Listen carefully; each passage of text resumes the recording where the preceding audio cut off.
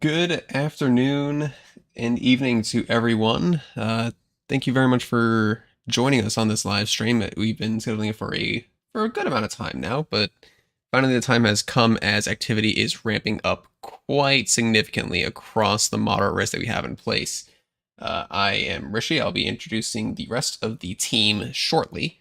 I do just want to go over exactly what is going on over the risk area. So, as we've probably heard, we do have a moderate risk in place. It is for 15% significant tornado, 45% significant hail, 30% non-significant wind. We currently do have a load of supercells trying to go and develop across the region, a number of which are producing significant hail, approaching 2 to 2.5 inches in spots. The severe warnings currently stretch from Natchitoches or Natchitoches. Please correct me if I produce that incorrect or I pronounce it incorrectly. All the way over here to the Alabama Mississippi border near Waynesboro.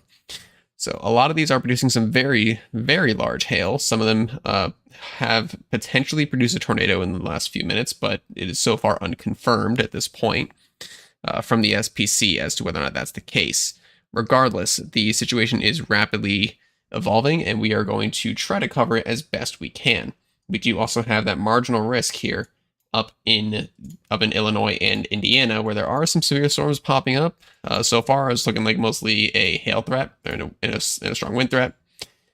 But the tornado threat so far doesn't look to be materializing there, but we will keep an eye on that as things progress. So, allow me to introduce the team that I have with me here. I do have our man in the chair, as I like to call him, Mr. Thomas Schwent. Welcome on into the stream. Thank you so much. I'm glad to be here. And yeah, I mean, we have a lot going on right now. So we have the severe thunderstorms stretching all the way from there south of Shreveport. So we have that one there near Provincial and Flora. And then we, of course, have our big hailers. And we have one storm moving into Jackson right now, 2 inch in diameter hail there. That's near Fulton right now, near Clinton, and that 2 inch hail core is going to be moving into downtown Jackson here within the next half hour or so. Absolutely, that is indeed the case. But we also do have another member here. This is Mr. Elliott. Welcome on in. He does a lot of work behind the scenes for us. He's also been the man who's been mostly responsible for some of the other videos that we've been posting out lately. So thank you very much for all the help that you've been giving us, and thanks for joining me on this stream. What are your thoughts on everything so far, and where do you think it's going to go? I think that for the next little bit at least, we're likely to see a lot of the cells be mainly a hail threat, although the spin ups should be starting probably in the next couple hours, I'd think. Um, but yeah, the main threat does seem to be hail at the moment. We're seeing a very robust cell heading towards Jackson, as Thomas previously mentioned. It has a large area of 60 dBz reflectivity, which is indicative that this thing is producing a fairly large area of hail, and the National Weather Service does think it has 2 inch hail, um, at least potentially, and that's likely going to pass over the Jackson area in the next couple minutes. So yeah, uh, people in Jackson should be inside for this threat. So yeah. Absolutely. So, to give a general overview as to the current state of things, we do have three watches in effect: one severe thunderstorm and two tornado. The first one that I'm going to go over is the severe thunderstorm watch. This is the one that's been in place for the longest amount of time thus far, at least of the three that are currently in place. It is in place for about the next hour or so, or at least it should be the next hour or so. It is for southern Alabama, including the cities of Montgomery and Auburn, as well as Mobile, as per an extension. This is for 65-mile-per-hour winds, 1.5-inch hail, and potentially a tornado or two. However, as storms continue to move into the area and evolve, the threats should gradually get more intense with time. That does mean that a few tornadoes are going to be more and more likely as the evening progresses. We do then also have the tornado watch back here, which is in effect for another 2 hours or so. This is until 7 p.m. Central Daylight Time. A few tornadoes and a couple intense tornadoes are possible with that watch as well. Very large hail up to 2.5 inches are possible. 70-mile-an-hour wind gusts. So the storm system or the storms are forming. They have been forming and they are moving off to the east, but there is still some activity behind everything, as you can see by the severe thunderstorm warning near Natchitoches or Natchitoches. Again, please let me know if I'm pronouncing that correctly. The newest watch to the bunch is the one that we are most concerned about. This is the one that includes the majority of southern Mississippi. This is a rather high-end watch. It's not a particularly dangerous situation. It's only 80-60 on tornado probabilities, and we'll get to that what that means in just a few minutes. But this is expecting several tornadoes and a couple intense tornadoes. They're stating it to be likely. Scattered large hail likely, with isolated very large hail events to 3 inches in diameter possible. That is larger than a baseball, as well as scattered damaging winds to 70 miles per hour. So it is very important that if you are anywhere in the deep south, especially where you see this nice bright red contour here, that you are on your toes. In the orange contour, you are also still under very significant risks from this event, so I would be very mindful of that. The slight risk does extend back past Beaumont almost to Houston. Houston, you're actually in the marginal risk, but the slight risk does extend all the way to the Carolina coastlines. So the system will be expanding gradually toward the east with time and into tomorrow morning as well. There still will be some activity. But I'll let it to Elliot and Thomas to explain to you what we mean by the probabilities, and then we can start going into the nitty gritty of exactly what's going on at this exact moment before anything really starts going crazy on us. All right, so the 80-60 probability that Rishi mentioned basically indicates that within the watch area, there is a high likelihood, about 80%, of tornadoes occurring and about a 60% chance of EF2 plus tornadoes occurring, which are considered to be higher end tornadoes by the SPC. So we are going to see probably some tornadoes, and there's a decent chance that we could see some pretty intense ones as well. So we should be keeping a watch out on that over the next several hours heading into the evening.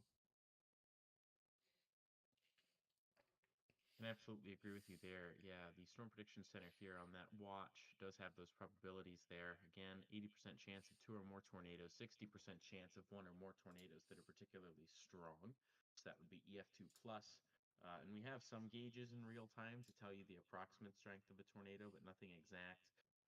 We have our wind threats that are fairly high as well. So that's going to be a 70% chance of 10 or more severe wind reports. Although the possibility of any wind reports being over hurricane force, even one, that's just at 20% today. With our severe hail probability, 60% shot of 10 or more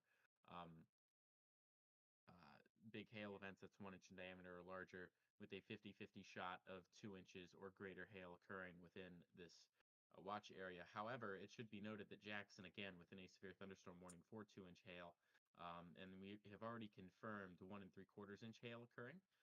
That is a storm report there, straight out of Bolton.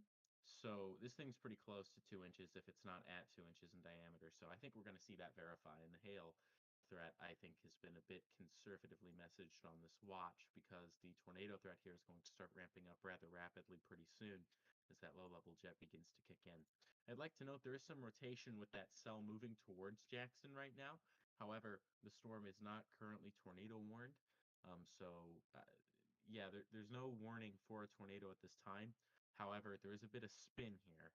It doesn't look too favorable to me, but yeah, in that cell in Jackson, I'd be watching. The only other thing I'll say before we can turn it back over to Rishi to start getting into the weeds a bit, it does look like that cell near Bunkie in Louisiana, the severe thunderstorm warned cell, with that tornado possible tag on it with 2 inch hail, 60-mile-per-hour wind gusts, that looks to be rapidly materializing at this time. The rotation on the southern end is getting very strong, so I wouldn't be shocked to see a tornado warning with that here shortly, and I wouldn't even be surprised if that becomes a bigger storm to watch here in the near future.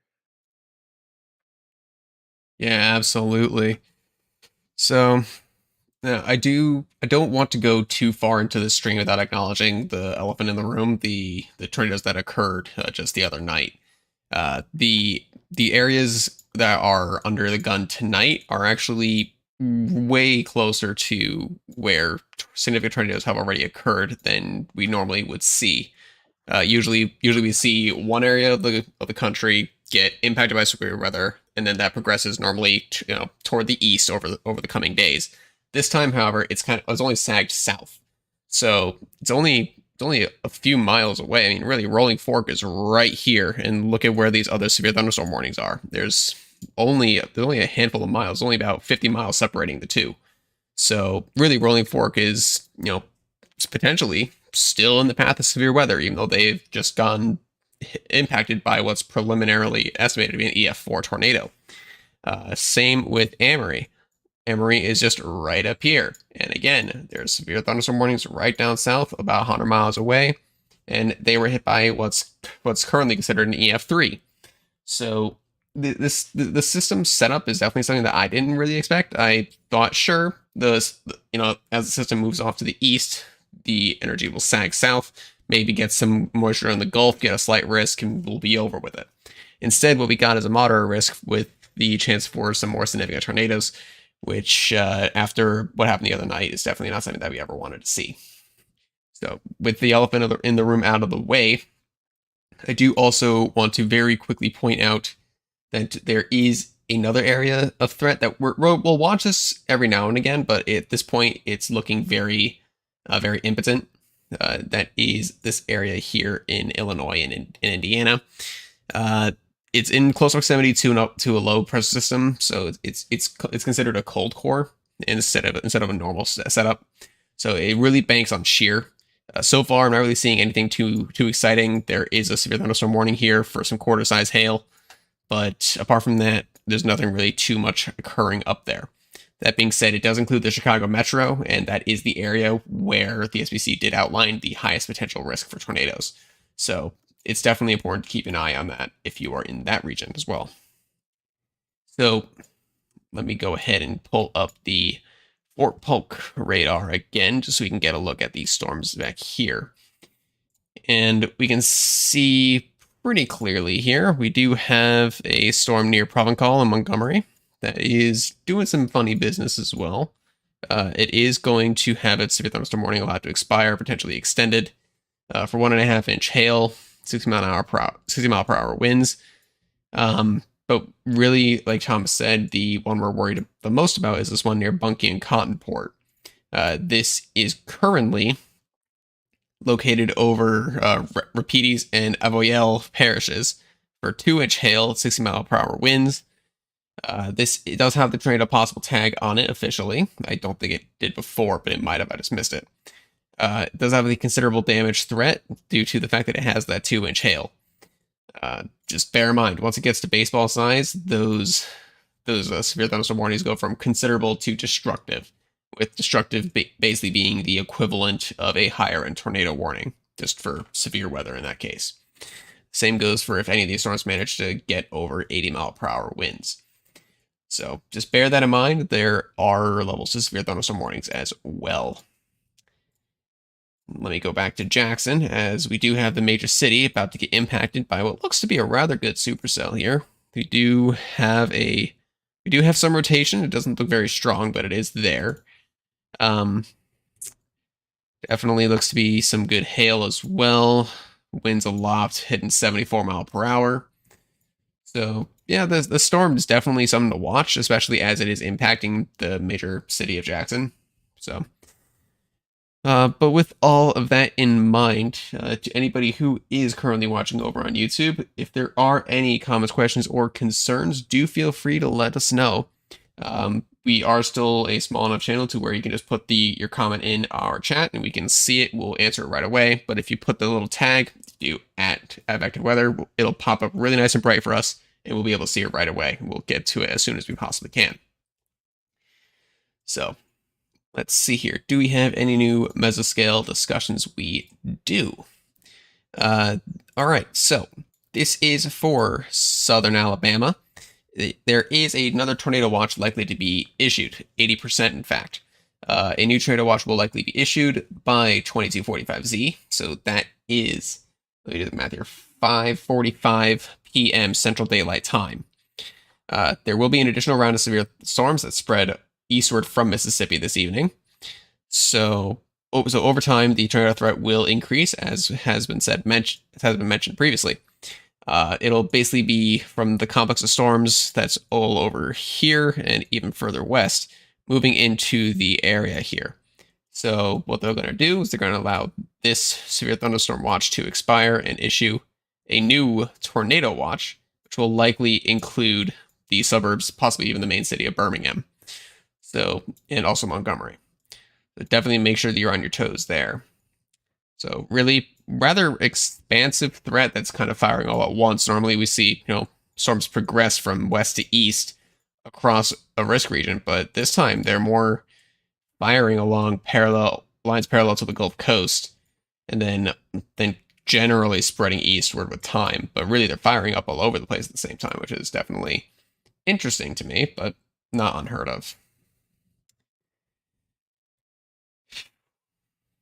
Certainly the case. I would like to briefly go over some other activity that we're seeing. We kind of talked about that cold core mode and the stuff going on in Louisiana and Mississippi. I would like to note we do have a couple of storms here. There's one severe storm in Alabama here. This is the severe thunderstorm there near Butler, Gilbertown, places like that. So it's going to be in Choctaw and Clark counties. Um, there, um, Choctaw being the one right across the border. And that is going to be for the pretty standard 60-mile-per-hour wind gust, quarter-sized hail, but we still do have a severe thunderstorm warning there, and that is spinning. There's some spin to that. We can tell the tornado possible tag has been given by the Weather Service due to that rotation, but unfortunately that's within a radar hole, so it's kind of difficult to see, but that's currently going on. We then have another severe thunderstorm warning there in Georgia. This is a rather small one. Um, but that doesn't change the fact that it is still going on. So I do want to talk about it briefly. There's a significant weather advisory beyond it, but that's again for the bog standard 1 inch hail, 60-mile-per-hour wind gusts there for that storm that is in central Webster County. And then again, that's special weather statement beyond that is for 40 to 50-mile-per-hour wind gusts and penny-sized hail. So that could go severe again at any point, but as of now, it is not looking particularly severe over there. But again, I just wanted to go over those severe thunderstorm warnings in place in Alabama and Mississippi at this time. Yeah, absolutely. Definitely a good thing to keep an eye on everything that's going on. Oh, we just got another Mexico discussion. This time for just east of Jackson. So let's go ahead here. Excuse me. This is for clustering storms near the Jackson area, being gradually organizing and posing an increasing potential for strong wind gusts while approaching the Meridian vicinity through 6 to 8 p.m. Central. So let's see here. They're saying forcing is unclear and appears weak, and yet storms are still organizing and getting more active. So let's see here. There is strong deep layer shear, large cape. It's possible that stronger convection may become better organized for the next few hours east of Jackson toward the Meridian vicinity, accompanied by increasing potential for damaging wind gusts. So this cluster here that includes the storm that's impacting Jackson as we speak. That one's going to be moving eastward, and as it gets toward Meridian, they're saying it's going to have a better chance of having some damaging winds, despite having some rather meager forcing to it to keep the convection going. But as we are seeing across the risk area, you don't really need a lot of forcing to get storms going in the environment that we're in. Speaking of, how is the environment today, Thomas? Before we do get to that, I would like to briefly mention that we do have that rapidly organizing cell near Bunkie in Louisiana. It just had a tornado warning put on it. And for those of you that are into more technical analysis, we now have a bounded weak echo region on radar with a couplet that does look to be getting a bit tighter. So this cell is trying to organize here.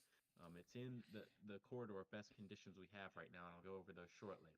But we have a tornado warning in place for central Avoyelles Parish in central Louisiana until 5:45 p.m. This is for a tornado. This is also this is radar indicated, so there's no confirmation of it, but that looks like a significant enough signature that you could have a spin up or two. There could be a weaker tornado on the ground right now, so I wouldn't dismiss it. That's for sure. I'd be getting to my safe place. But this also has 2-inch in diameter hail. which is quite large. So, regardless of whether you are in the tornado warning, severe thunderstorm warning for this, regardless, you should be in that safe place right now. And so, if you're in Morrowville, this is expected to hit you at around 5:25. Bordenville around 5:35. Big Bend, Lake Ophelia National Wildlife Refuge around 5:45. And Hamburg also within this tornado warning. So I'm just going to see here what I can get from this warning. But if you're in Morrowville right now, I'd be saying this is probably heading right towards you. So if you're in Hamburg or Morrowville in particular, Long Bridge, Cottonport, this thing's pretty much over Cottonport right now. But as you move north, if you're in Long Ridge, Morrowville, areas like that, it's time to get to that safe place. As the cell is attempting to organize and does look like it could begin to produce tornadoes here in the very near future. It's got a great environment to do it, and it's pretty much going to be undisrupted here for quite a while yet. So, concerning stuff going on there. In regards to the environment, our environment is looking quite good. So, our energy in the atmosphere, this is called CAPE, convective available potential energy. There's a lot of it today. Normally, you're looking for about 1,500 or higher for tornadoes. We have over 4,000 in some spots, especially there in southern Louisiana, heading into Mississippi. And again, that environment right now is completely untapped. So we could definitely see things get more serious down there. Um, that's for sure. And that's significantly higher than what was expected by models as well. So I'm expecting that these storms are going to have more than enough energy to work with today. When it comes to the other parameters, which are wind shear, for all intents and purposes, wind shear is about what it was expected to be today, which is quite good. So especially that strong supercell that we're seeing in Louisiana. It's currently got a low level jet that has an intensity of about 30 knots, but that's going to pick up with time here. So, uh, yeah, I mean, if you're in Louisiana there within the tornado warning, you're heading into an environment with this thing that could be a bit more robust than what is currently expected. But if I'm in Jackson, despite what's currently going on right now, I would not let my guard down because it looks like, especially south of Jackson, in that area that's relatively untapped right now, as the supercell moves into that region, those conditions are expected to improve a lot tonight. So if there's going to be a powerful tornado, it unfortunately looks like southern Mississippi there is the place where that would occur. So if I'm in Hazelhurst, Brookhaven, Fayette, in Mississippi, this thing's nowhere near you. You don't have to do much right now, but I'd just be keeping my eyes open for this because this is going to be heading in your direction, and I don't see it dying out anytime soon. That's what I got right now. Any additional insights from you, Rishi or Elliot, on the current situation? Um, I just think that while this is a tornado warned storm, you should also be paying attention to the hail that's happening with it. The National Weather Service does say that 2-inch hail is possible with this storm as well. So that's another reason that you should be getting down to your shelter immediately if you're within the tornado warned area, um, which includes Manchura, Morrowville, and Cottonport at the moment. That's basically all I have. And for context, that's the size of baseballs. So baseballs falling from the sky, uh, never a good thing. Mm-hmm. Yeah, it doesn't take much bigger than that to be able to cause serious property damage. And unfortunately, at the same time, if it can damage property, it can damage you. Um, Potentially even more so, since we're pretty much just floppy bags of meat. It doesn't take much to cause some serious harm. And if it's able to put a dent in your car, you can bet every dollar you have that it'll be able to put a dent in your head. So it's definitely important to make sure that you're keeping yourself protected if you have to be outdoors at any point while hail is falling. But if the hail is approaching that 2-inch mark, it's best just to stay inside. Uh, like your home is meant to protect you from the elements, and hail is an element. So let your home do what it's meant to do best.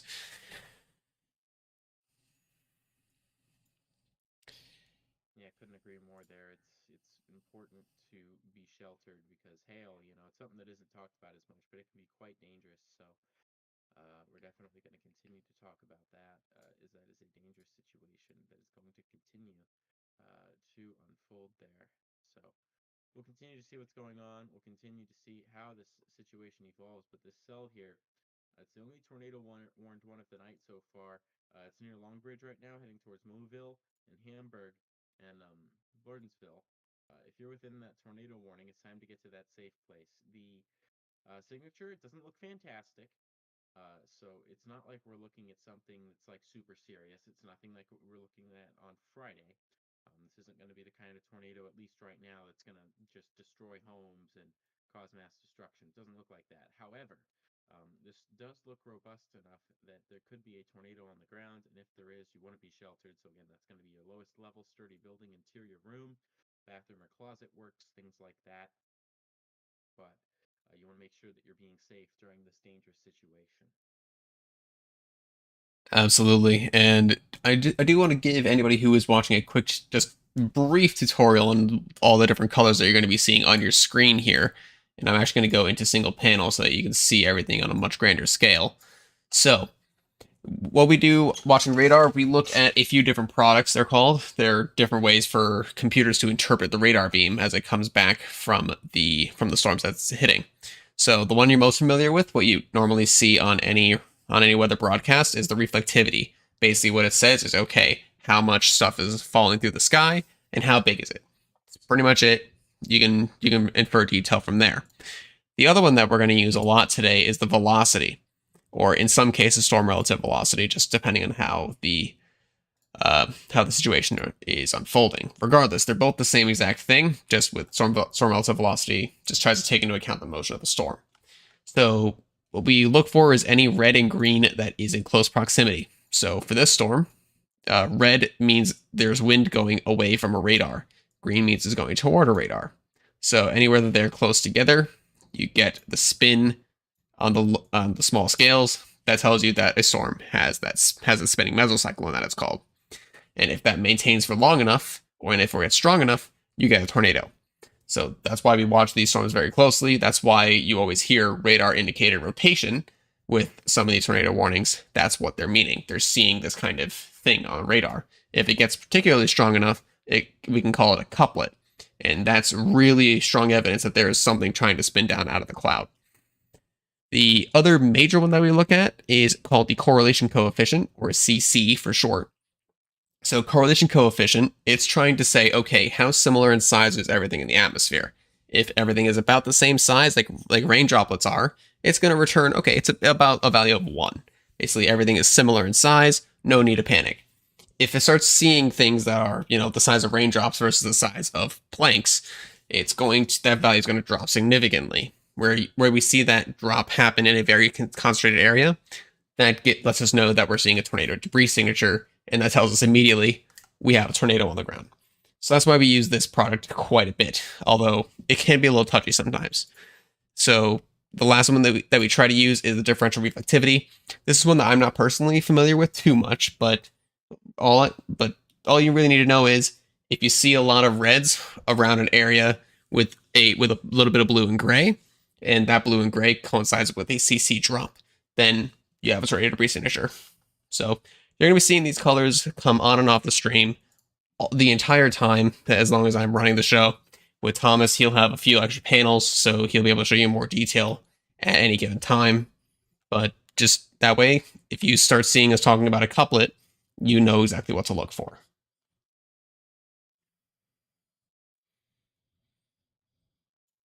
That's precisely the case here. And something I would like to mention just as we talk about this cell, there are now new severe thunderstorm warnings. Regarding that supercell that is tornado warned, the new severe thunderstorm warning is in place for West Louisiana and Parish, northwestern Point Coupe Parish, and those are in Louisiana, and then Wilkinson County in Mississippi. So we do have severe thunderstorm warning there for 2-inch hail, 60-mile-per-hour wind gusts with a tornado possible tag on it. And again, that's a considerable severe thunderstorm warning. And then again, we do have a severe thunderstorm warning for the same storm. This is just because it's through a bunch of different offices here for southern um, Concordia Parish in Louisiana and southeastern Adams County in Mississippi until 6:45 for 60-mile-per-hour wind gusts and quarter-sized hail. So this is a substantial severe storm, and unfortunately, while the rotation doesn't look quite as strong right now. There is a bit of surging right now of the inflow or the air going into this storm, and I'm starting to see that kind of classic hook echo that you see on supercells that are trying to materialize and get their act together. So we'll see what ends up happening here, but I'm kind of concerned that we're gonna witness the formation of a tornado here in rather short order. Yeah, which unfortunately, given the parameter space of today, is not out of the question. I mean, we do have the significant tornado risk for a reason, and unfortunately, this lone really like, look at where the supercell is as well. There is, so we look to see what's in the inflow region or the inflow area of supercell to judge whether or not it has good inflow or it's able to feed off warm air easily. If you so the inflow region of this supercell is pretty much anywhere that is to the south and southeast. It's able to feed in to that little V notch there, and as it does, that's what sets up the rotation. That's how you start getting the mesocyclone. That's how it sustains itself. So what we ideally want to see is we want to see some storms that are developing to the south of this storm, which will inhibit the supercell itself from being able to strengthen. Unfortunately, if we look all around it, there is barely anything in the way to stop this storm from ingesting that warm, moist air that it needs to live. So, unfortunately, until other storms get in its way, this thing could sustain itself very easily. It just needs to get itself organized. So, if this decides to put down a tornado, unfortunately, it could last for quite a while, given the circumstances. And that's really not what we want to see. We want to see, at most, short, brief tornadoes.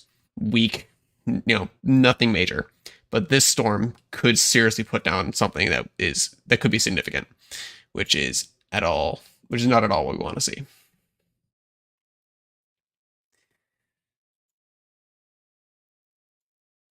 But thankfully, it is our only tornado warning so far. At least currently, we've had a couple tornado warnings already, but this is the only one that we have at the moment. That's certainly the case. I would like to note here um, that we do have a supercell in Alabama that's kind of been materializing here over the last little while. If you look from the Mobile radar, it's rather clear there. There's a bit of a hook on that storm, and it most certainly has um, a mesocyclone or a area of spin that's stretching quite far up, and it looks somewhat robust. So I wouldn't be shocked to see that tornado warned at some point soon. We also have another storm here near Montgomery that's producing some substantial hail, and then another severe thunderstorm there near Dothan, Alabama. Again, 60-mile-per-hour wind gusts, 1-inch hail. Not too much more going on there. And then finally, as we talk about our Jackson cell, uh, still 2-inch hail, 70-mile-per-hour wind gusts, but the major thing that I'm noting right now is, again, confirmation that there is still 1 3/4 inch hail falling in this thing, but also it looks like the cell is really starting to materialize in terms of having the capability of producing a tornado here soon, as there is a bit of more of a hook that we saw as this did move into the radar. The good thing, though, is that Rishi, you were talking about that destructive interference. It looks like that's going on right now. So we'll see what this manages to do. But that cell there, it's kind of riding along Interstate 20. If I'm on I-20 right now through Mississippi, I don't care if you're even as far out as Meridian. I just keep an eye out tonight. Just make sure that you have those ways to get weather alerts, and I'd say that for anyone in the moderate or enhanced risks or any of the watches for that matter as well. Yeah, absolutely. The so I'll hand this question over to Elliot, but so we talked a lot about what risks there are, what's going on at the moment, what warnings are in place, and what the environment's like. But really, if anybody's under these warnings, is there anything they can do? Like what actions should they take to help themselves stay the safest? Get into basically an interior room in your house if you have one. Ideally, you should be on the lowest floor of your house, a basement if you have one, or a tornado shelter. And this is the best way to stay safe from like damaging um, tornado force winds, as well as hail. Stay away from windows as winds can shatter glass, and sometimes items that the wind actually picks up can shatter the glass, and that can cause injuries. So do stay away from windows and probably head to basically an interior room on the lowest floor of your living space. That's the main way you can prepare. And is there anywhere that people might think to go that isn't the best place to be? Um, or is pretty much anywhere better than nowhere? Um, Ideally, you want to be inside a building rather than a car. Cars won't protect you from hail, and they can get blown over by tornadoes. So, ideally, you don't want to be in a car. If you are in a car, like try and find a place where you can get to the lowest area possible if there is a tornado coming. Um, because if you're at a lower elevation, then the tornado has less of a chance of injuring you.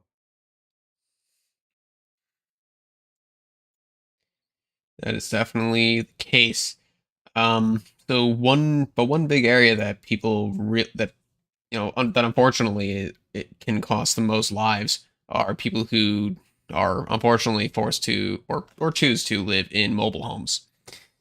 They are Mobile homes are really old. They're only designed to transport people and keep a roof over their head. They are not made to withstand strong storms. So whether it be strong winds, some hail, a tornado, a mobile home will likely get destroyed. So taking shelter inside a mobile home is actually, for some people counterintuitive, to be the worst place you can be.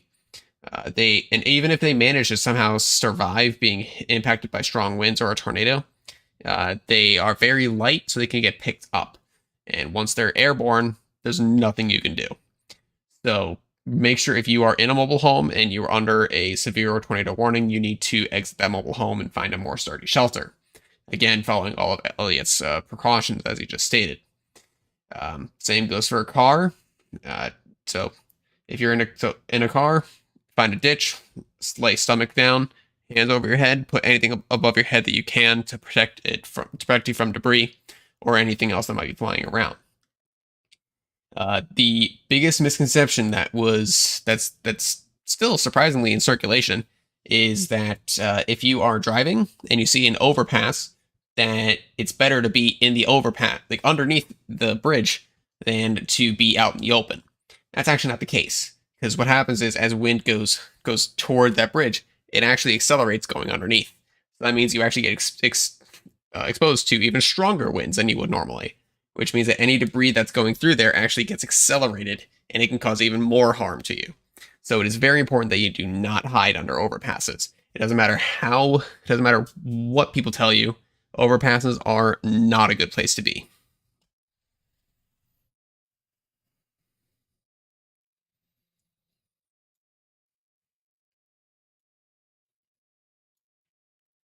Indeed, and you often see like pictures of like tornado damage, like aerial coverage of tornado damage, and you'll notice that a lot of times you'll see a mobile home park that's been completely wiped out and a house next to it that's still standing. So yeah, mobile homes are definitely not where you want to be, as Rishi mentioned. Absolutely. Thankfully, the threat is looking to be a bit more of a slow burn than anything. The storms are there. They're just taking their time to actually get themselves going, or at least to get themselves to be tornadic. They are definitely producing the very large hail, which is a whole different threat that is rather underrated, but is still rather significant. But thankfully, in terms of tornadoes, we haven't really seen too much action on that front. So, but we will take you through this event. We are planning on being on the air for at least at least another 3.5 hours to 4 hours if things are going if things are starting to accelerate a little bit too much. I will be taking you through this stream as host for another hour and a half to 2 hours if needed. At which point we will be handing things over to Thomas, who will carry the stream through to the termination of the event. But with that being said, Just because we don't have too much activity right now, I'm going to give the team a quick water break. We'll be back in about 5 minutes. So don't go away. We shall return shortly. Thank you very much for joining us.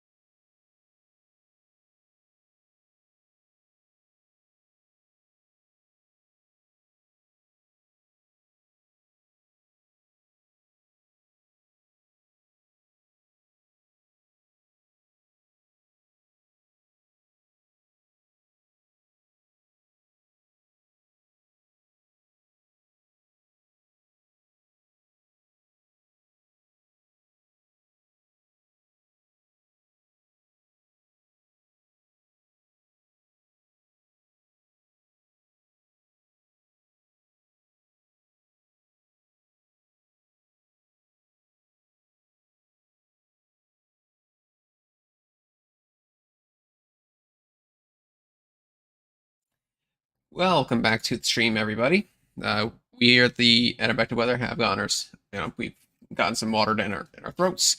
We're feeling up to the task for the next little while. Hopefully, nothing goes too crazy up until the next time that we have to go for break. But once again, I'm Rishi. I'm going to be taking you through the first bit of this stream. I am here with Thomas and Elliot, but before I let them potentially do a reintroduction to the stream, I do have to point out something really quickly. In that this storm here near Montgomery, Alabama, is actually doing a little funny business. This is a destructive storm for Shorter and Milstead. So this is a severe thunderstorm warning for southeastern Elmore, northwestern Macon, and northeastern Montgomery counties. At 5:40 p.m., let me actually animate this so you can see that. Excuse me. At 5:40 p.m. Central Daylight Time, a severe thunderstorm is located over Tysonville or 7 miles southwest of Milstead, moving northeast at 30 miles per hour. Again, this is a destructive storm for Shorter and Milstead for baseball-sized hail and 70-mile-per-hour winds. So baseballs again are 2 3/4 inches in diameter. It's about the size, about the size of an average person's palm. Is about a baseball. So you can imagine that falling from the sky, hitting you in the head or anywhere on your body, how much that will hurt, and you can think about how much damage that can do to your car. So please, if you are anywhere in these areas, you need to seek shelter now. Tuskegee, Tallahassee, Milstead, Shorter, Franklin, Tysonville, Victoryland, Wog, Uppy Creek. Jesus, I apologize for that. Brassel, Mutton Field Municipal Airport, Yates Dam, and Yates Reservoir. You all need to be seeking shelter now. Again, a storm is capable of producing baseball-sized hail and is heading your way, so seek shelter now. But with that out of the way, have you seen any other trends with any of these storms lately, or has everything kind of been evolving as to plan? Everything so far is looking about as expected right now. We have that storm there that had that tornado warning on it. That tornado warning has now been allowed to expire for that supercell. That's the one north of Simsport, heading towards Woodville there in Mississippi. So, the major thing with that one still is just going to be that 2-inch hail with that, and it still does have a tornado possible label on it. However, that couplet doesn't look fantastic. So hail is going to be the primary threat with that storm. As we move on over, there is a new supercell here to watch. They're south of Winfield. They're in Louisiana. That has a 1-inch hail, 60-mile-per-hour warning on it. But yeah, that's a solid supercell there, beginning to get a bit of inflow into it. So we'll have to watch that as well. That's kind of a new storm to watch. Um, as we move north in the general thunderstorm risk, I did just want to note that there is a solid hailer here. 1-inch hail, 60-mile-per-hour wind gusts moving to the south and east of El Dorado in the general thunderstorm risk. So this isn't even in the marginal risk, but that isn't stopping it from producing severe weather. So even if you're southeast of El Dorado near Strong or Huttig in Arkansas, you're not in an explicit severe weather risk, but there is a pretty powerful supercell here that is moving in your direction. Tornado's not going to be a huge concern here, but strong winds and large hail still remain a concern there. Of course, with our storm near Jackson, there's a bit of a hook there on the leading edge of what looks to be kind of an embedded supercell, but not a huge deal there. 1 3/4 inch hail, 70-mile-per-hour wind gusts all confirmed by emergency management, and then pretty considerable severe weather threat there with those storms heading into Alabama from Mississippi. But that's what we have going on right now, pretty much. So nothing too much. Although we do have the storm near Dothan. This is in the marginal, not the marginal, I'm sorry, the slight risk. That's in southern Alabama. And that storm has a rather robust hook on it. It has some rotation that's quite weak, but it's got 1.5-inch hail on it. So we've got robust storms, especially on the hail front, occurring across the nation, stretching all the way from Louisiana into Georgia. So quite widespread event today in terms of the hail threat so far. We'll see if that tornado threat does end up materializing. Unfortunately, we have the storms there and we have the environment, so I think it will. But we still have a little while before things really start to ramp up here. So, and I'll leave this as an open question to the team here. Looking south of Jackson, we do have this field of showers here and storms that are developing down here in southern Mississippi. What do you think anything will happen with those, or do you think those are just going to kind of meander up to the north and northeast and just kind of exist for a little while? What do you think?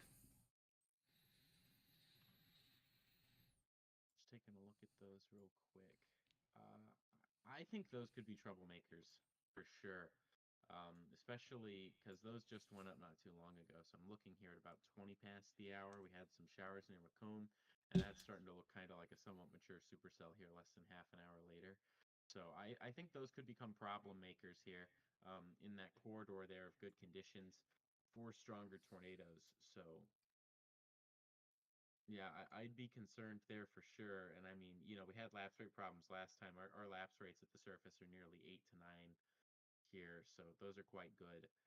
It's going to be our wind shear here that's a bit more limited this time around. But again, as we head into the evening and overnight hours, that is expected to improve with time here. And we already have some rock solid um, wind shear for these storms. So I think that we are going to start to see in uh, here relatively soon some of these tornadoes start to drop here in more favorable conditions. And I'd say that that storm south of Winfield right now is in some of the better conditions for stronger tornadoes at this time. So we'll see what ends up happening there. But uh, yeah, it's definitely something of concern to me. So we'll continue to monitor things with time. But yeah, that's what I'm seeing right now. One thing that I Gotcha did there. notice was that they now have a flash flood warning up for the Jackson area, and that shouldn't be a surprise, but that does mean that we are seeing quite a bit of training with some of these cells in Mississippi, meaning that the storm motion is just right so that you're going to get continuous cells that pass over a single area. And that is occurring, and of course, that is a heavy rainfall threat. So you should be watching out for some street flooding if you are in the Jackson area of Mississippi. Yeah, absolutely. But yeah, so with the flash flood warning, the text reads as follows. Between 2 and 3 inches of rain have already fallen, and another 1 to 3 inches are possible in the warned area. So they're saying flash flooding is ongoing or expected shortly. This is for central Hinds County, southwestern Madison County, and Rankin County, all of these in central Mississippi. Again, this is for Jackson and the surrounding cities. So, in terms of exact cities, here is a short list of the ones that can expect to see some flash flooding in the short term. Jackson, Clinton, Pearl, Madison, Ridgeland, Brandon, Byram, Flowood, Richland, Star, Florence, Raymond, Pelahatchie, Terry, Bolton, Monterey, Whites, Fannin, Piney Woods, and Annandale. So if you are in any of those cities, you can expect to see some standing or even running water over your streets and sidewalks here shortly. That being said, we do have a whole mess of severe thunderstorm warnings going up now. We do obviously have the supercell of the day currently down south of Natchez.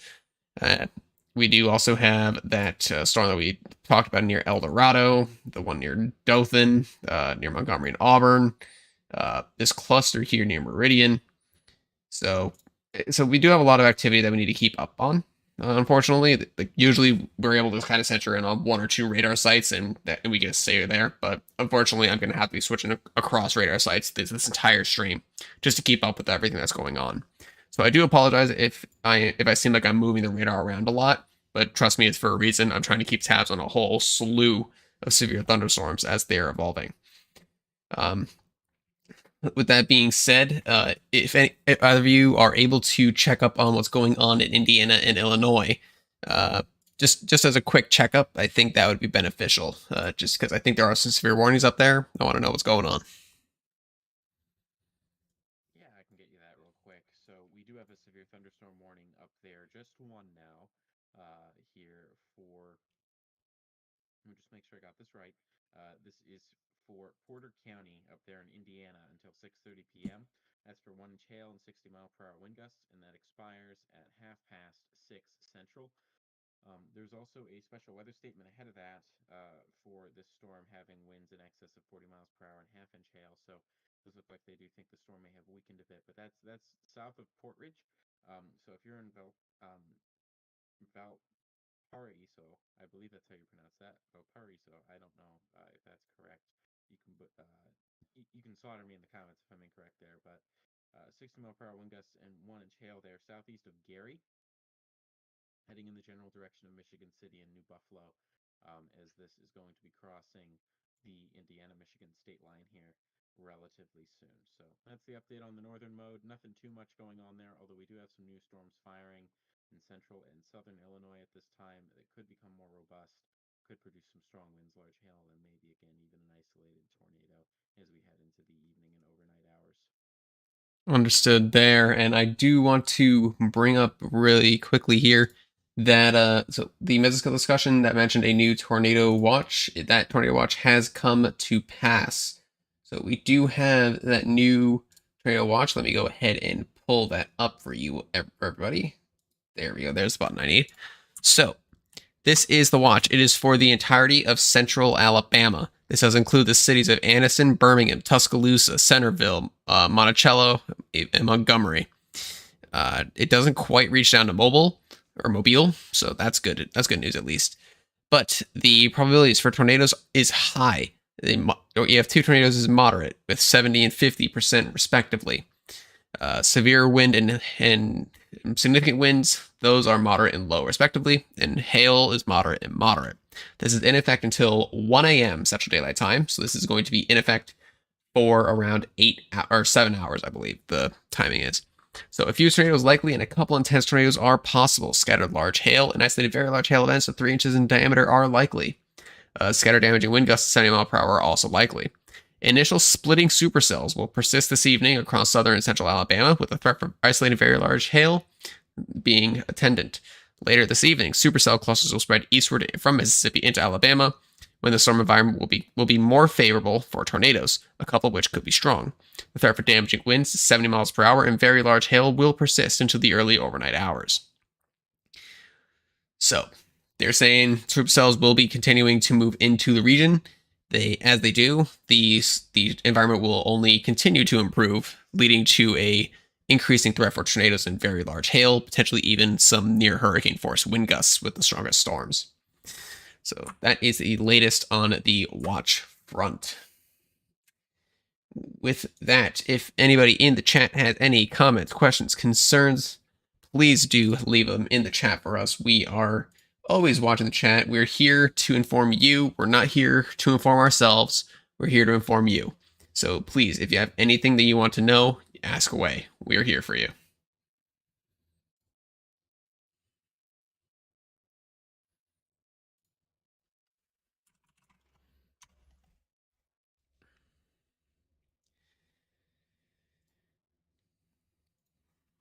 Just pull up a couple of things here on my end so that way I can have everything accessible for you guys.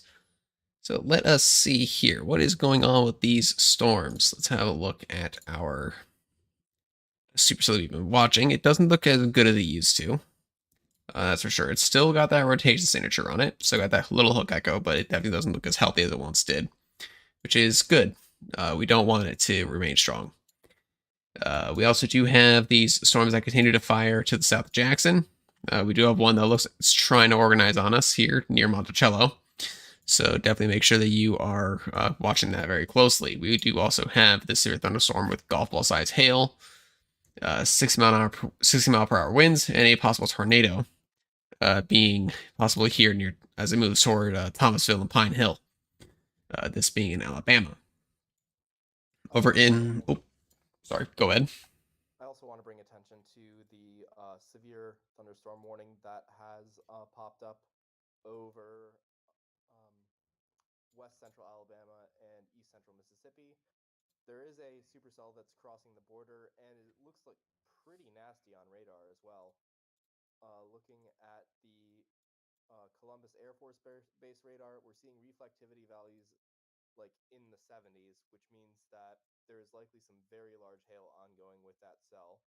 And the National Weather Service does have a 2-inch hail warning on that cell as well. So the areas impacted are probably going to be Livingston, Epps, Emile, Gainesville, Boligy, Utah, and Forkland in Alabama. And it just passed over Meridian Station in Mississippi as well. So we should be keeping a watch on that cell because it does look like it could be producing some pretty nasty hail. Yeah, absolutely. It definitely could be. It definitely doesn't look too great on it. It definitely looks pretty nasty on radar as well. Like I can see those 60, 70 dBz values there.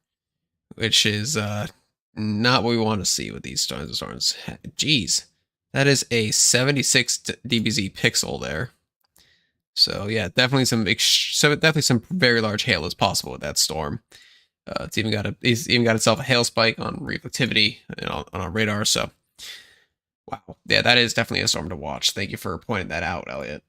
There is also a little bit of rotation on that, so we could see a tornado warning pop up with that within a little while. So we should be keeping an eye on that one as well as it evolves throughout the evening. Yes, and unfortunately, that's going to be the story of the night. We're going to be watching pretty much any cell that gets warned for tornado potential, because the environment is bit my tongue. The environment is very ripe for tornadoes to form and persist, which is not at all what anybody wants to hear. I am very thankful that the environment doesn't look as primed as it could be.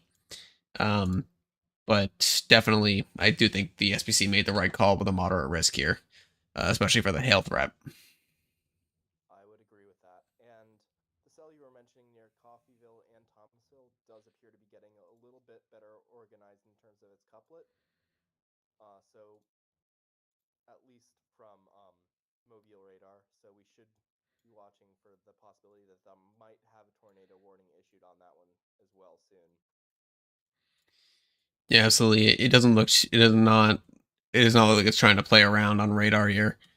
It's got a pretty good hook structure. Mesocyclone, while weak, is present. So it's anyone's guess as to what could happen there. Indeed. But yeah, we are free of tornado warnings. However, I don't expect that to remain for very long, as we do have a lot of storms that are moving through some pretty good conditions for tornado genesis. So we're just gonna have to watch everything as it unfolds. The cell that went through Jackson though, those are like it grew up scale pretty well. It could still do something, but I don't see it doing anything in the near term at least. Does look rather gnarly though. Like it looks like that entire cluster might turn into a small little bow segment with the embedded supercells still, as it moves off toward Meridian Heidelberg. So don't discount it yet. It can still very easily put down tornadoes, but I just don't see it doing anything in any sort of isolated way. There is what looks to be maybe a rotation signature forming here near Forest, but it is very hard to tell whether or not that's a true rotation or not. So just keep an eye on things if you're in this area. It is warned for ping pong ball sized hail, which is confirmed to be falling 1.5 inches and 60 mile per hour winds. So definitely make sure you're watching that storm cluster very closely if you're anywhere east of Jackson.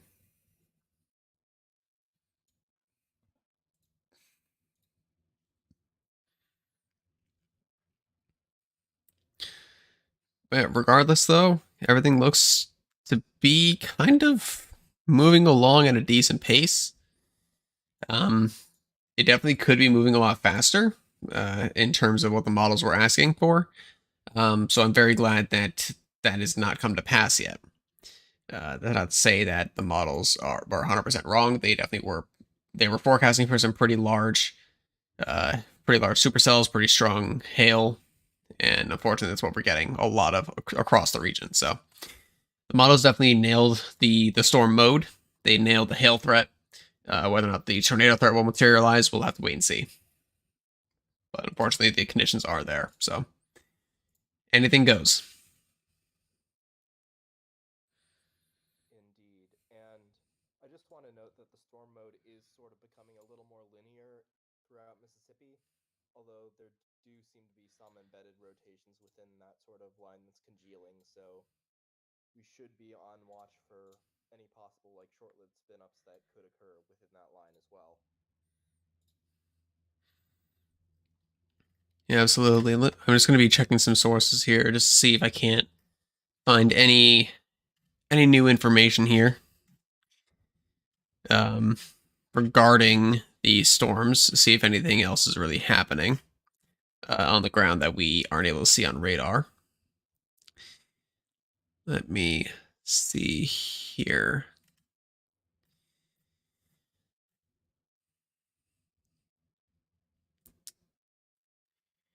that might be interesting. I need to check on this. Let me see here.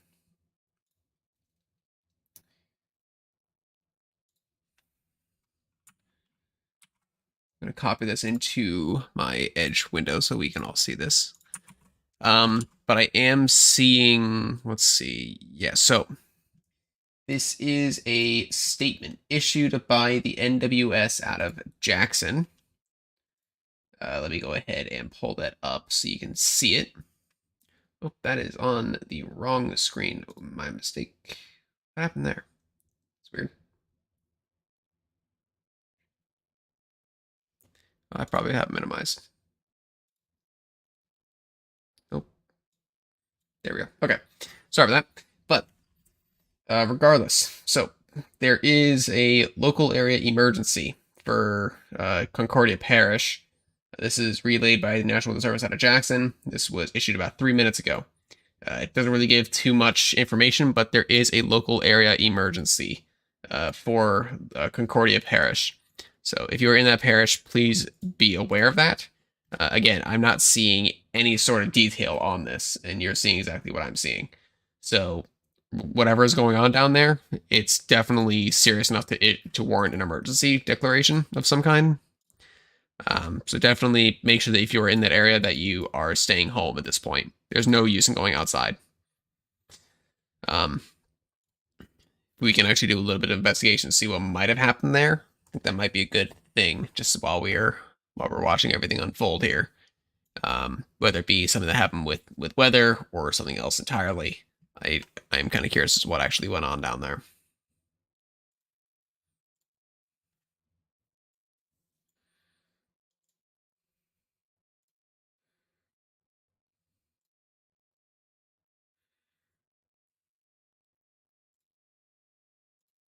And again, if anybody who's watching the stream has any questions for our team, we will be more than happy to answer them. We are here to answer your questions, to give you guidance, and to keep you safe. So if you have any questions, feel free to type them in chat. Yeah, absolutely. Like I said before, we are here to inform ourselves. Obviously, we're keeping ourselves up to date with the storm system as it moves through, but we are here to make sure that you are informed. We want to make sure that everyone in this region is made aware of what's going on. What the deal is and what they can do to keep themselves safe. So whether that be in the form of us giving you radar information, to you folks sharing what you're seeing on the ground, any sort of information helps.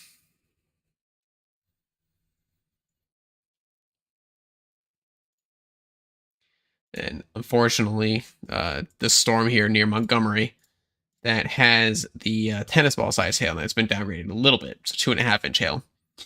Um, Unfortunately, it is right over the Montgomery radar, which has been down for maintenance for a little while here, which definitely hasn't been doing us any favors in covering this area.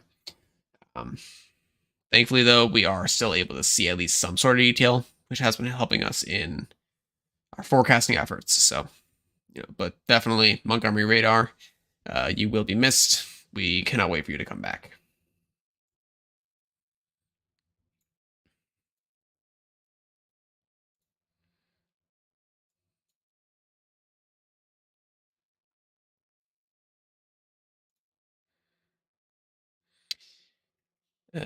So let's see. So I'm willing to say that if you are in Georgetown, Toulouse, Urania, or Alla here in Louisiana, I would suggest you folks begin moving to shelter. The storm that's moving over you right now looks relatively strong on radar. It's got a nice shape to it. There isn't very much of a rotation signature on it yet, but it can very easily decide to ramp up if it wants to. It's relatively unimpeded. So take this opportunity to move to shelter and just stay there for a few extra minutes.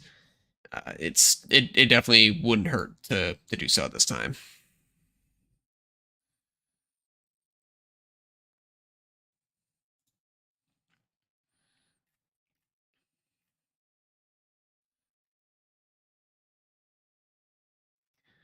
Let me see here.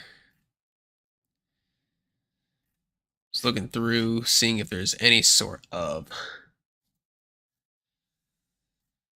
developments here. Let me see here.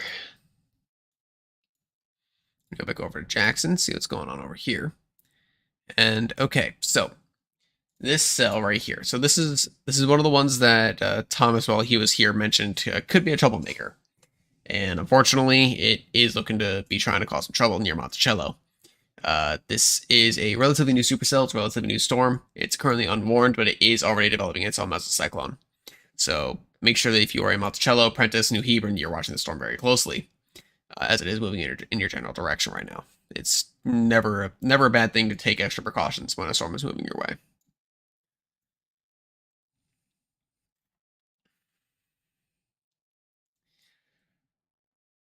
So, but to Elliot, so do you have any specific thoughts on what's been going on with the storm system thus far?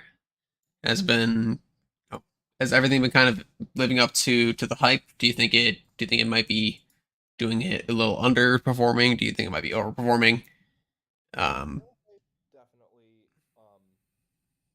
The hill hype, like it's definitely verified for that at least. Um, However, I don't think we've seen as many tornadoes tonight as we would have expected. However, like there are quite a few like locations like even outside the main like corridor that we're watching that are seeing some activity. Like for example, in southern Arkansas, we actually have two new warnings that were issued a little bit ago, and they are both quarter-size hail warnings, I believe. However, this is still like outside of the main area that we were watching, so you should be on guard if you're even in the general area that the National Weather Service has warned. Stay weather aware tonight. yeah, I'd have to agree with you on pretty much everything there. Yeah, I do think that there is sort of an increasing flood threat within Mississippi as well. Like considering, I'm looking at the radar from Jackson, and there's quite a bit of outflow heading into like northern Mississippi as well. Not to mention the training that is still ongoing in the Jackson area and heading off to the east of the Jackson area. So I do think that we're going to see some sort of increasing flood threat for that general area. Unfortunately, I'd have to agree with you on that as well. Um, let's see, how's everything doing on a more large scale front, though? I'm definitely growing a little bit more concerned with this storm near Thomasville here in Alabama. Let me go ahead and pull up the Mobile radar. I believe it's a little closer than Fort Jackson, and yeah, that has definitely got a very decent hook on it. I would not be surprised if it goes tornado warned here shortly, just due to the fact that it has that shape. It's got a good mesocyclone on it. Um, it could very easily do something that we don't want it to do. Excuse me. Sorry. Um, let's see. Storm near Winfield has gotten an extension to its warning. A severe thunderstorm near Monroe is now warned. The storm near Dothan is going to have its warning expire here in just a minute. And let's see here. Near Meridian, there are these other tornadoes, or not sorry, severe thunderstorm warnings. All of them either for 2 inch, 1.5 inch, 1.25 inch. But yeah, all these storms are producing some pretty large hail, which is to be expected given the environment.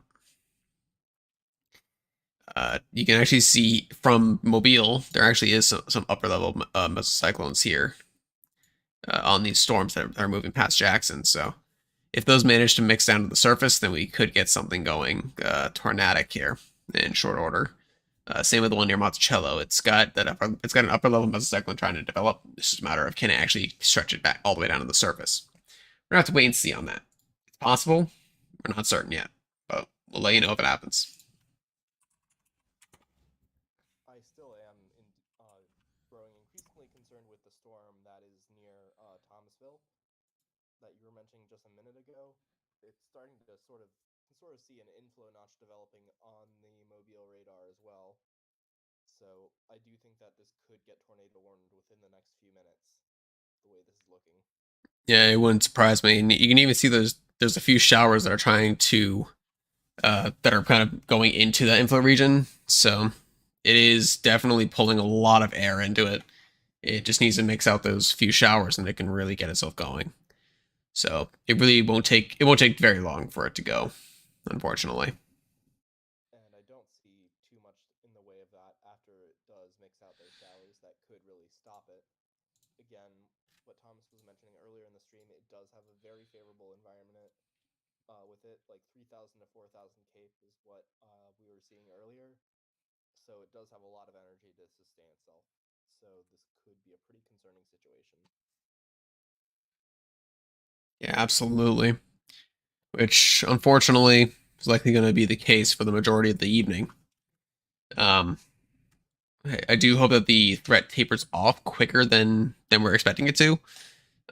Just but given the environment and where these storms are, I mean, there's a good distance separating these storms from the Gulf of Mexico, where it's still able to pull a lot of moist air into the area. So that warm moist air is going to give these storms plenty of fuel to drive through as they continue toward the east, which is why we do have this rather large but skinny moderate risk in place.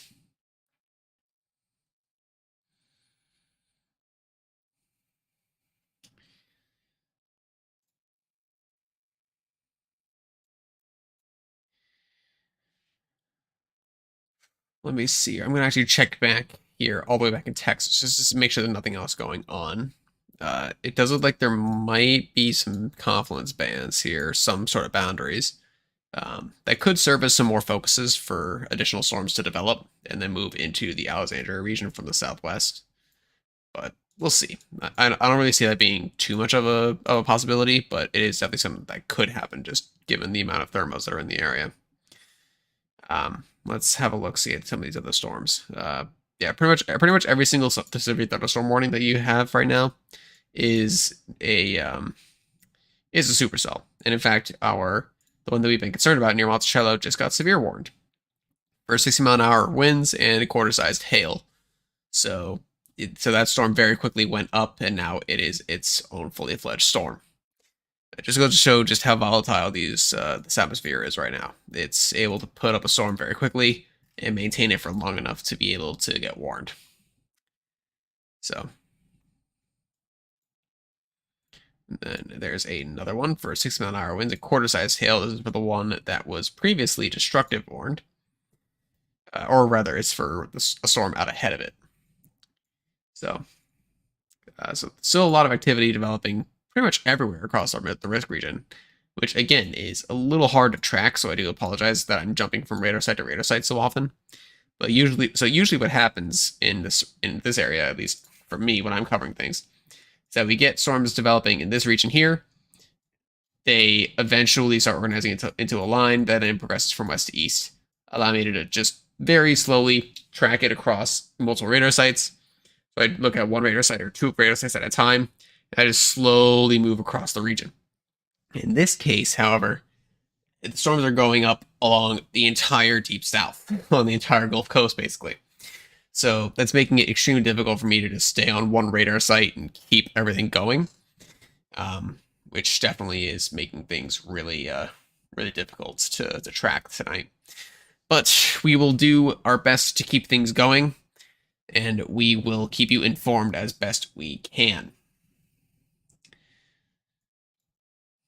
One thing I do want to point out is another flash flood warning has been issued for to the east of Jackson for Forest, Morton, and Polkville.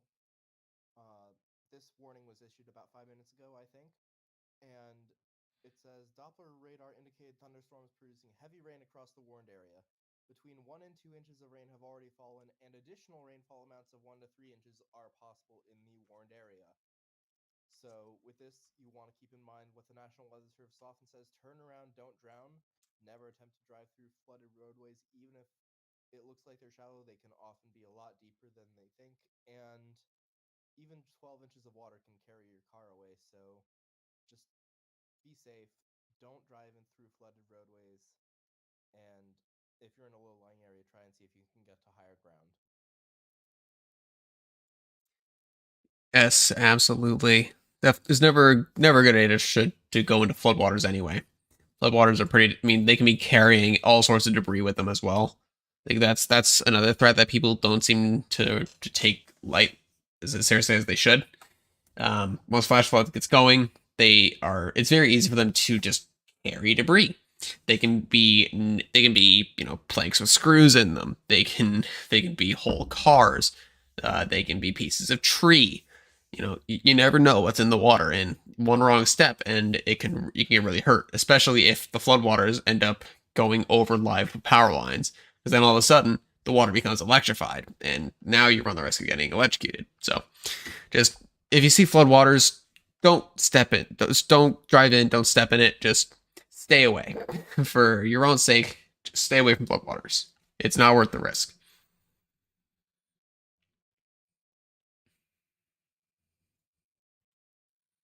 Indeed, and that Monticello cell that we were talking about a few minutes ago, it does look like it is starting to develop a bit further. We are starting to see sort of that hook echo pattern with increasing amounts of outflow as well. And you're starting to see that little bit of a notch in the storm as well. So you could be starting to see the development of a possible tornado if this does continue. So be on the lookout for that within the next couple minutes as well. Yeah, absolutely. And one thing that I'm also noticing out by out by Fulton and Thomasville here in Alabama. That lone storm, it's got some issues to work out if it wants to mature anymore, but it does look like it's trying to. It's got a pretty tight mesocyclone there, um, so it could very easily do the tornado thing, but it does have some showers that it needs to get out of its inflow region before it can do so very effectively. So we'll have to wait and see. Regardless, though, all these storms need to be watched very closely as they're either producing large hail or they're getting ready to produce tornadoes. It's one or the other. It's just a matter of which one they decide to go with.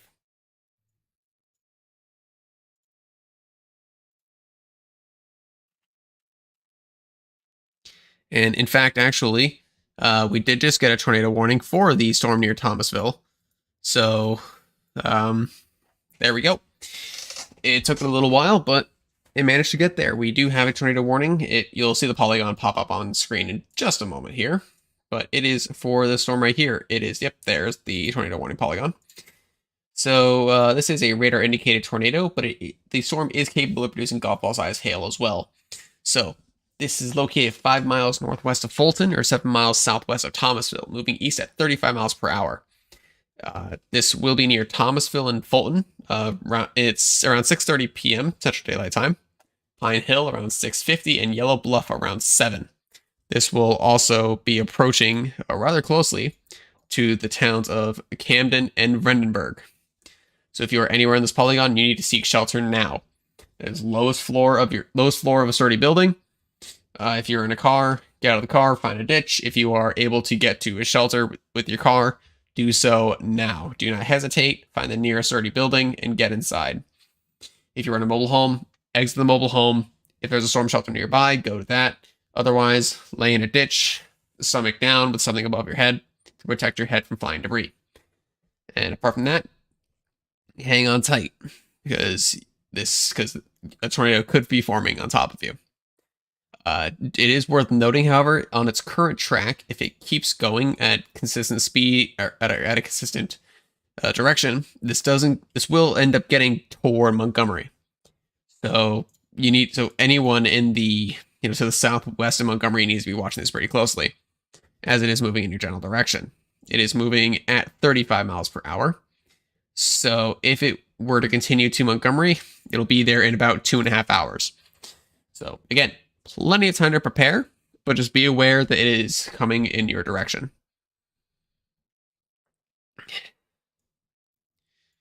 Another thing that sort of jumped out at me at the moment was I'm looking at the Mobile radar, and I'm starting to see what looks like a couplet forming near a forest and lake in Mississippi within sort of the easternmost flash flood warning.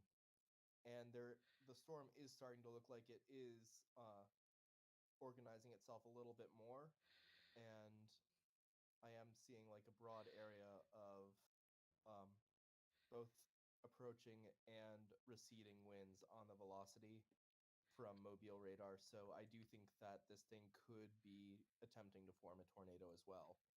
Yeah, and And this it is does look like mostly it's doing so on reflectivity as well. I just swapped over to Jackson radar to confirm that, and while it doesn't look too good on velocity, I do see what you're seeing on reflectivity. Um, in the same along the same lines, though, there is another cell near Sosa, moving towards Sandersville that also needs to be watched. It's got a pretty good mesocyclone already, but it is still unwarned. I feel like that's going to change very shortly. However, just due to the fact that it's looking rather ripe for further development. indeed. And the cell that I was talking about just a second ago, that's east of Jackson, it does have half dollar sized hail. So even if it isn't a immediate tornado threat, you should still be worrying quite a bit about that hail threat because half dollar Absolutely. sized hail is like it's pretty large actually. So and it can seriously hurt you. So please do stay inside and stay safe. Well said, Elliot. Well said. Let's see. I'm going through everything here. Um, I'm just going through a few different areas, just trying to make sure that I don't miss anything. Let's see. I don't see anything else really happening here apart from our tornado warnings. So let me go back to mobile radar so we can keep tabs on it. Um, it's definitely not the most healthy supercell I've seen, but it definitely isn't a bad looking one either. So it could very easily do something that we don't want it to do, but we're gonna have to wait and see on exactly what it does. Um, it is also worth noting here, if I go back to Jackson radar, if we put this on motion, watch ahead of these storms as they move past Jackson. You can see very faintly there is a little line that pushes out from the storms. And this little line is an outflow boundary. So outflow boundaries normally mean okay, a storm is dying. It's not going to be doing any sort of severe happenings anymore. It's pretty much done. In this case, because of the environment that it's in, that outflow boundary is actually going to interact with storms that are already there, or it's going to serve as a focus to produce more storms. And given that it's moving toward two supercells, once it gets there, it could actually enhance those rotation signatures. So we could actually get stronger rotation, which could lead to stronger mesocyclones and thus tornadoes. So we're gonna have to watch that situation very closely as it could evolve rather rapidly. In fact, that Soso cell is looking really good now. I would not be surprised if they decide to give that a warning here shortly. Thankfully, though, we still only have the one tornado warning that is in place southeast or southwest of Montgomery. And until either Soso or Prentice gets warned, I don't think that's going to change anytime soon.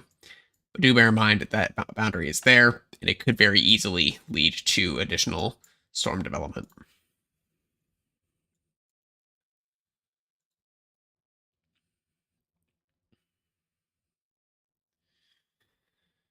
Indeed.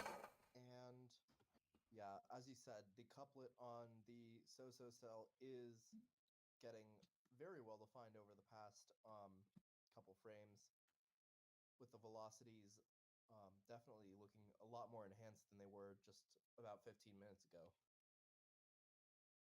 Um, Luckily, it doesn't seem like we have any more tornado warnings up for now, and some of the severe thunderstorm warnings are set to expire for in Mississippi's Lauderdale County and Alabama's Clark County, so that is some good news for those areas. That is indeed. That is indeed. Let's see.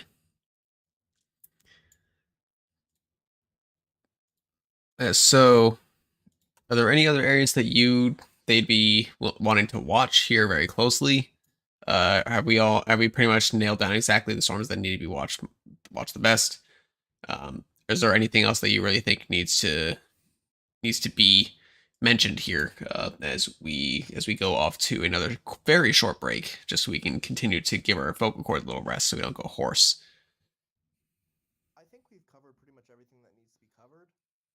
There are a couple severe warning cells in Georgia. However, they don't seem to be as potent as some of the other ones that we are seeing in Mississippi and Alabama at the moment. So I will keep an eye on that over the break. But yeah, it seems like we are basically done with everything that needs to be covered immediately. So yeah.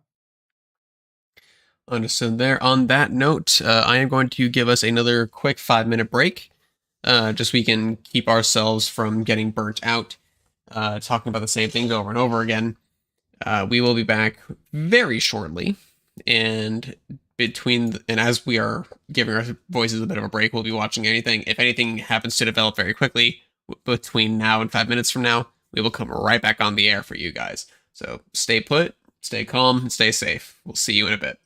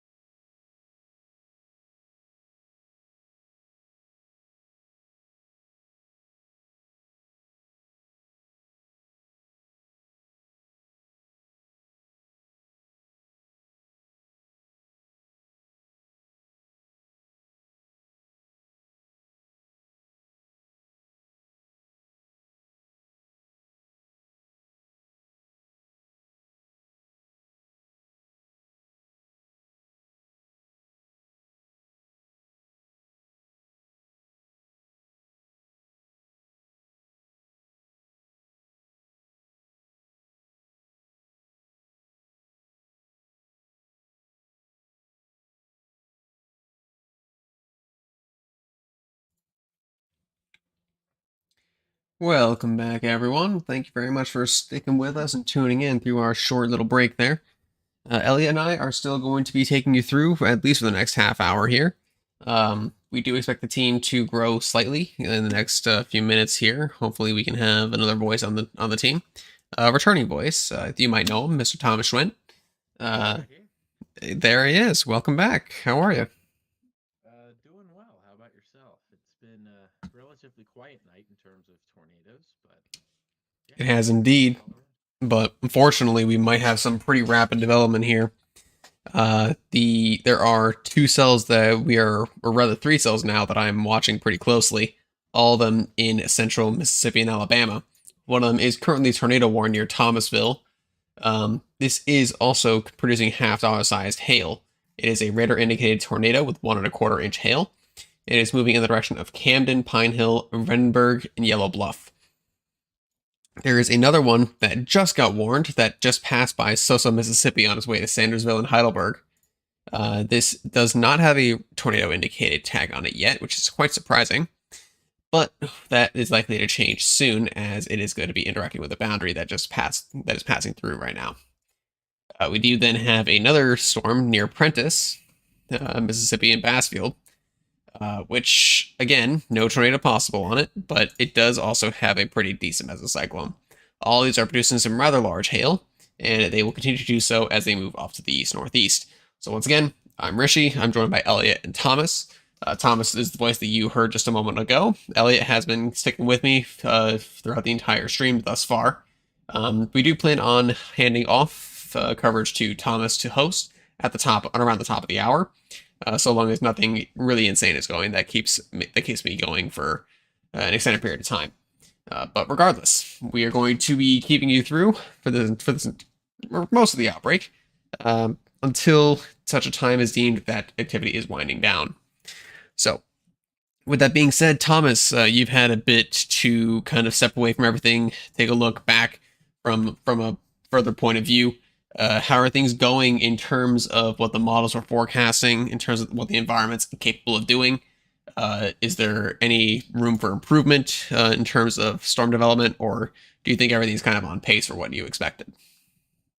So everything's going about as forecast right now. It looks like there might be a bit less tornado activity than was initially anticipated by this point, but we're still pretty much right on forecast. And the big thing right now is that we haven't seen the best of the moisture content just yet along the warm front.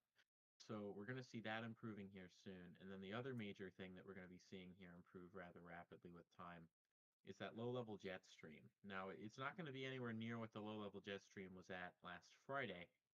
However, we are going to see within that weaker jet stream a lot of spin. So, because we're going to have a lot of spin in the atmosphere, there's a good chance that we're still going to see some rock solid supercells that could be capable of producing some stronger tornadoes today. However, the environment is not looking like the quite the tumultuous environment that we were gearing up for earlier today. But it still is potent enough that it could produce something strong. So uh, we'll see what happens here. Very good environment in terms of like the thermodynamics, so the instability and lift in the atmosphere. Not quite as good in terms of wind shear. So I'm definitely more kind of buying into the hail threat being the big threat today, but we'll just have to see. I mean, hail threat is almost as high as it can go. It's a 45% significant. The highest it can go is 60, right? Yeah, correct. So we're at the second highest tier for the hail threat. And the highest tier categorically, you can only get up to moderate risk for hail, and that's what we have today. Exactly. So, yeah, I mean, definitely the hail threat so far seems to be verifying quite nicely. I mean, we're seeing a lot of storms that are producing, 1.5, 1.75, 2, 2.5, even baseball size hail.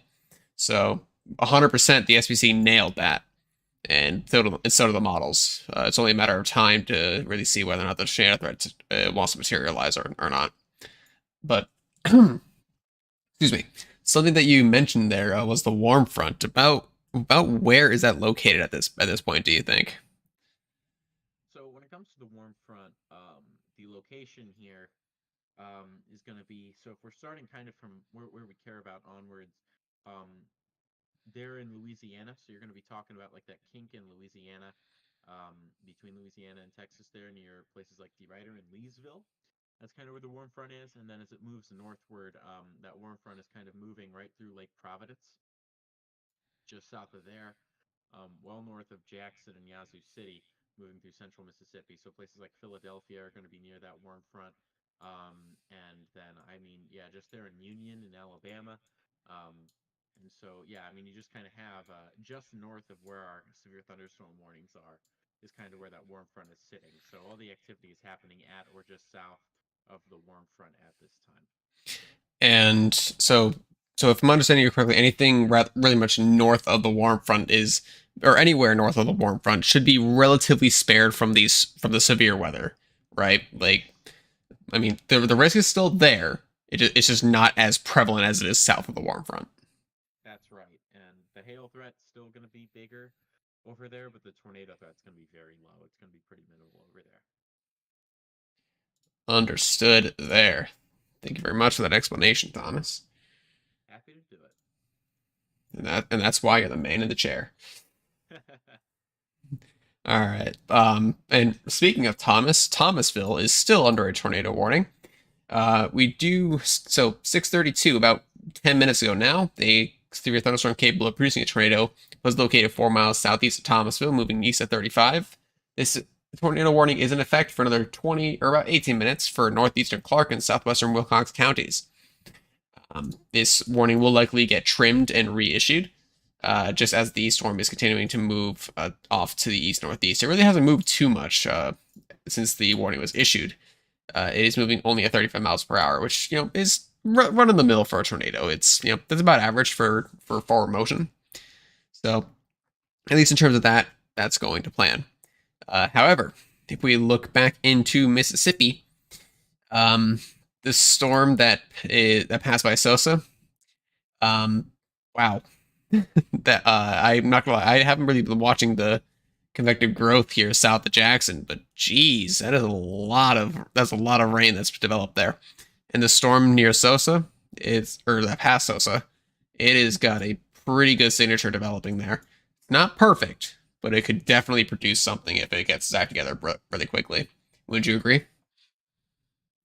So that's the storm where, yeah, near Laurel there. So yeah, that one's looking rock solid right now. It's not looking like anything too fantastic, and it's actually deteriorated a little bit in the most recent frames. But the radar is improving in terms of the structure of the storm, but the actual winds within the storm are degrading a bit. So we'll see what that can manage to do.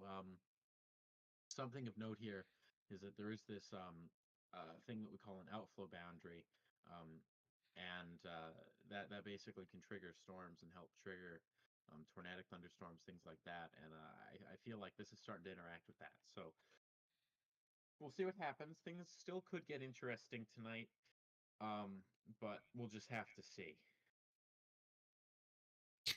And I think I can actually see what that alpha boundary's been doing in the last few frames. I mean, if you look to the north of the storm that's near Bassfield, these little showers here that stretch from New Hebron to McGee, they weren't there just a few frames ago, and you can see very clearly a very thin diffuse line of reflectivity. It moves in, it touches those storms, and then they just all explode. So Yep. that pretty much shows exactly what alpha boundaries are capable of doing. Um, they they sometimes mean the death of one storm, but the birth of another. So it's all a chance occurrence. In this case, it signified the end of the tornado threat, or the majority of the end of the tornado threat to the north and to the east of Jackson, but it's now starting to increase the tornado threat to the southeast of Jackson. Yeah, so we'll just have to see what ends up happening here. But again, it's going to be a matter of if these storms can produce tornadoes, especially the ones close to the warm front here. That's where our biggest concern is going to lie.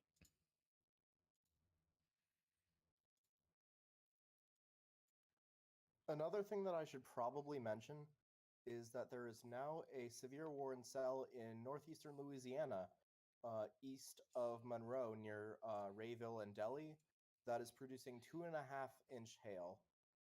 tennis ball size, and it does have the considerable damage threat tag. So if you are in the path of this storm in Rayville, Delhi, or Epps, you should be taking the storm very seriously as it is producing dangerous hail. Yeah, absolutely. I'm seeing that as well. Um, yeah, that storm definitely looks pretty gnarly, to put it lightly. Excuse me. But yeah, it's on the backside of things, which is interesting. But then again, the moderate risk was put in place for episodic supercell and episodic storm development. So we had episode 1, that's these storms here. Episode 2 are the storms moving through eastern Mississippi, and it looks like episode 3 is going to be these ones moving into Mississippi as we speak. So so if you're, for example, in western Alabama, just because these storms pass by you now does not mean the threat's over. You need to still be vigilant, because there's another round of storms coming, and then there could be another round behind that.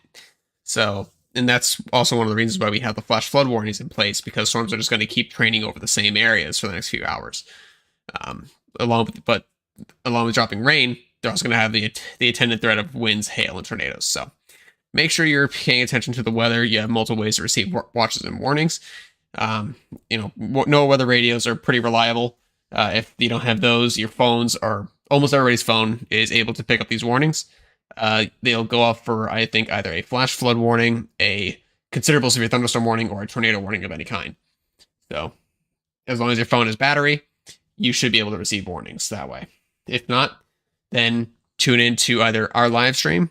We will be able to give you warnings, or some other TV broadcast, or another live stream. There are multiple ways that you can receive warnings. So just make sure you have at least one of them up at any time, and you should be fine.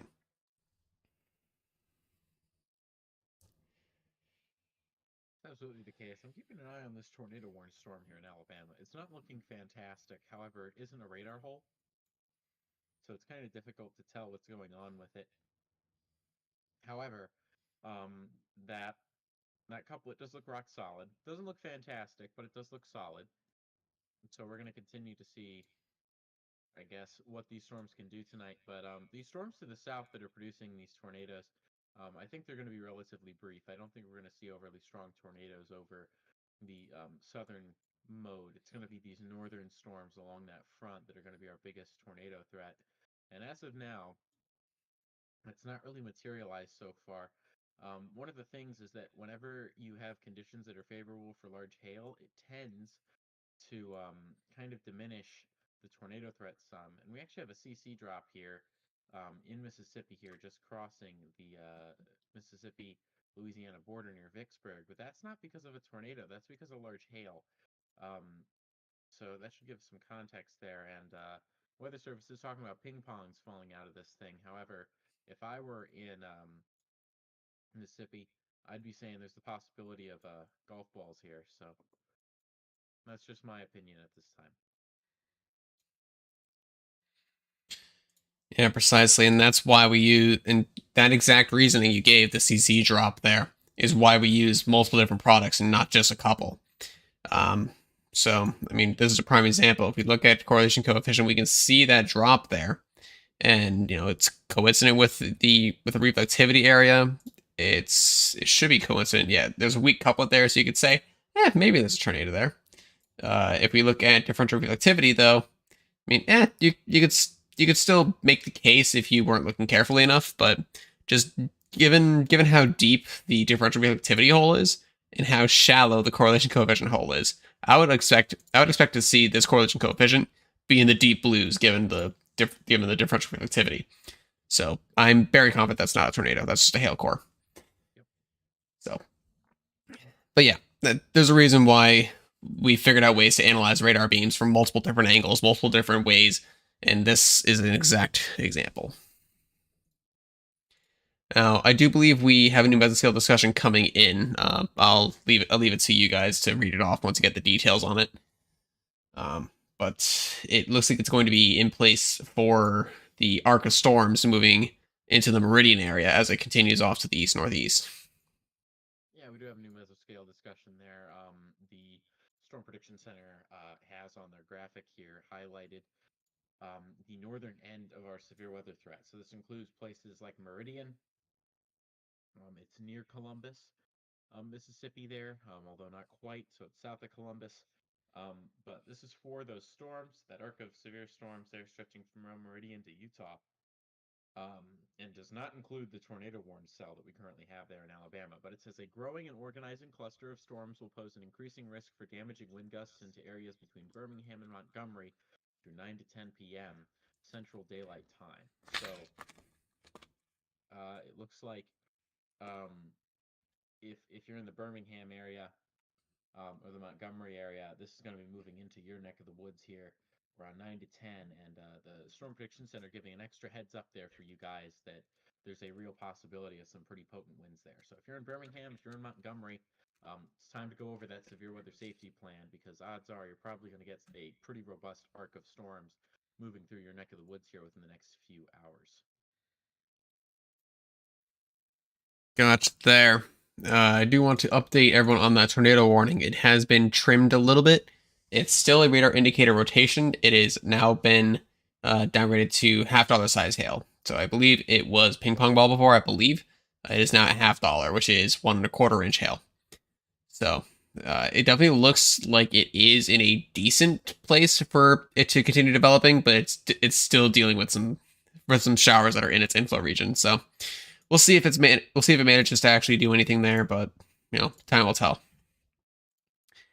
In other updates, the storm that is near Sandersville, Laurel, Heidelberg has been upgraded to a considerable damage threat. Let me actually see this new. Yep, it is golf ball size hail, 1¾ inch hail. So it's still no tornado possible tag on it though.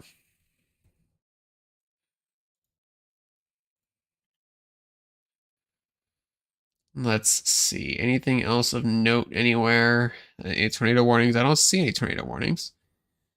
Which is good. We don't want to see tornado warnings.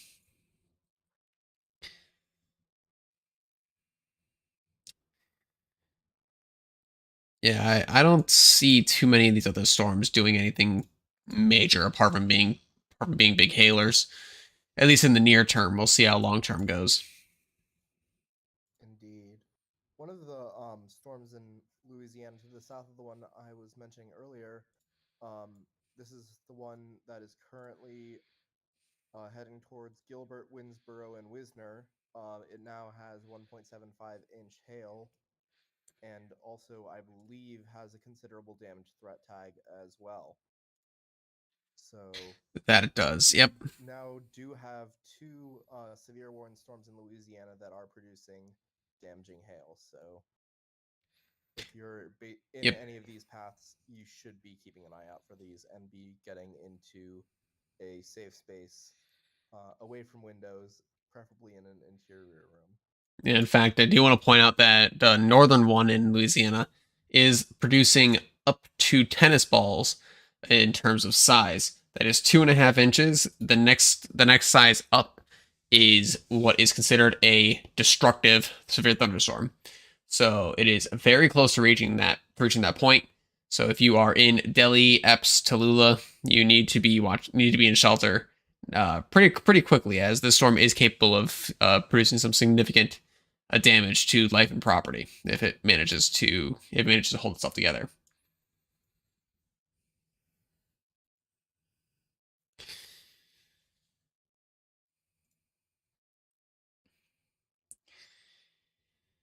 But with that, we are coming close to the top of the hour, which is when I'm going to begin procedure to hand off host coverage to Thomas. So the appearance of the stream will likely change a little bit once everything is switching over. But do not be afraid. That's just us changing hands. So we'll stay here for another frame or two. Then we will go to break screen, at which point I will be handing over hosting to Thomas. So I do hope that nothing else major happens tonight. We haven't had any significant tornadoes since this morning. I believe there was a PDS tornado warning issued at like 7:15 Eastern Daylight Time in the AM. But it was relatively brief. But but we'll see what the ratings go on that. Since then, we haven't had anything in terms of tornadoes, but obviously the threat is still going to persist through the rest of the evening and into the overnight a little bit. So, with that being said, if there is any remaining comments, questions, or concerns that you want to address to me specifically, excuse me, now is the time. You can just type them right in the chat, and I'll get to them as quickly as I can.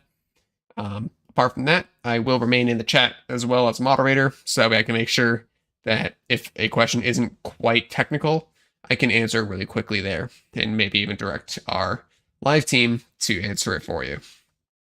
So I do want to say thank you for letting me host you through this live stream so far.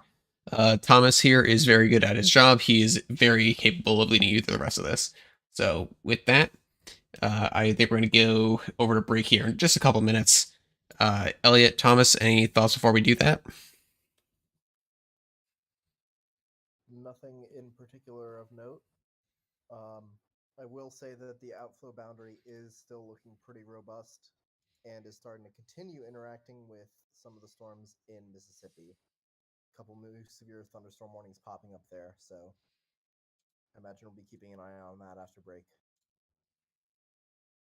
Certainly. Big thoughts are just this event isn't over yet. So stay tuned right here. We're going to continue to take you through it.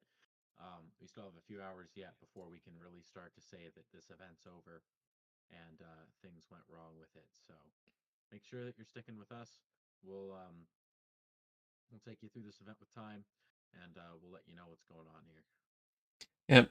And while we are switching over to break screen, Thomas, as I will be stepping away personally for a little while here, I do want to wish you good luck for the rest of the stream, and that it doesn't turn into another night like the other night where nothing happened for a while and all of a sudden you have a violent tornado on the ground. I do hope that does not occur again, but the conditions are there, so we'll see. But anyways, That's why we're here. we shall be right back to continue coverage on this severe weather outbreak across the Deep South. Stick with us, we'll be right back.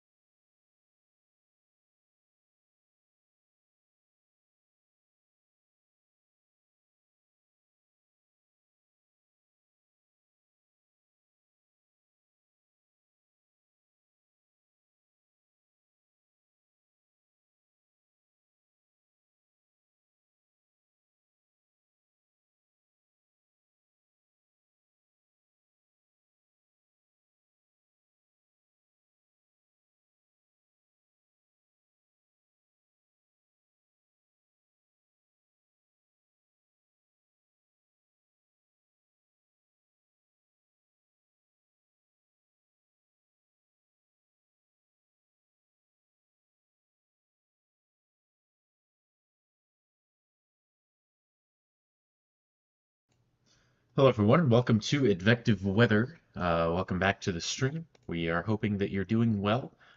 Uh, we're back here with more severe weather coverage as the night wears on here in the southern United States. You'll notice here we have a rather active picture that is currently ongoing here that is stretching through parts of Louisiana and Mississippi here. You can see our current watches and warnings across the nation, and we're going to go over them here over the next little bit. So first things first, we're just going to work our way from west to east and talk about these with time, but I do want to first bring up the fact that we do have a severe thunderstorm warning that is particularly destructive right now. We'll talk about that one first before anything else. And this is the one here near Camp Hill, Alabama. So this severe thunderstorm warning remains in effect until 7:30 p.m. for east central Tallapoosa and west central Chambers counties. And this is a severe thunderstorm located near Camp Hill. And this is moving northeast at 30 miles per hour. Now, this is a destructive storm for Tallapoosa County and western Chambers County, and the reason why is because we have those 70-mile-per-hour wind gusts, but the big thing is baseballs. We have baseballs falling from the sky in the form of hail with this thing right now, and that is 2 3/4 inch hail for those that want to know the exact size. So you have 70-mile-per-hour wind gusts, that's near hurricane force, coupled with baseball-sized hail, nearly 3 inches in diameter. You can see there a significant downgrade to that in the warning there downstream, although that could be upgraded with time. Still a considerable severe thunderstorm there for northeastern Randolph and northwestern Chambers counties until 8 p.m. Again, we got golf balls falling from the sky, 60-mile-per-hour wind gusts. That's what they're projecting is going to happen with this storm, at least by the time it gets within this region. However, that could change with time here, so we'll have to see what exactly we're going to be looking at, but this is a strong, potent storm. We'll break it down on radar here in a little bit. Let's actually talk about what's going on in Georgia here near LaGrange. We do have a severe thunderstorm warning for southwestern Meriwether, Troup, and north central Harris counties there in Georgia. That's for 60-mile-per-hour wind gusts and 1-inch hail. You can see there again, if you're in LaGrange, you've got about 10 minutes before this hits you. Greenville, not too much longer there.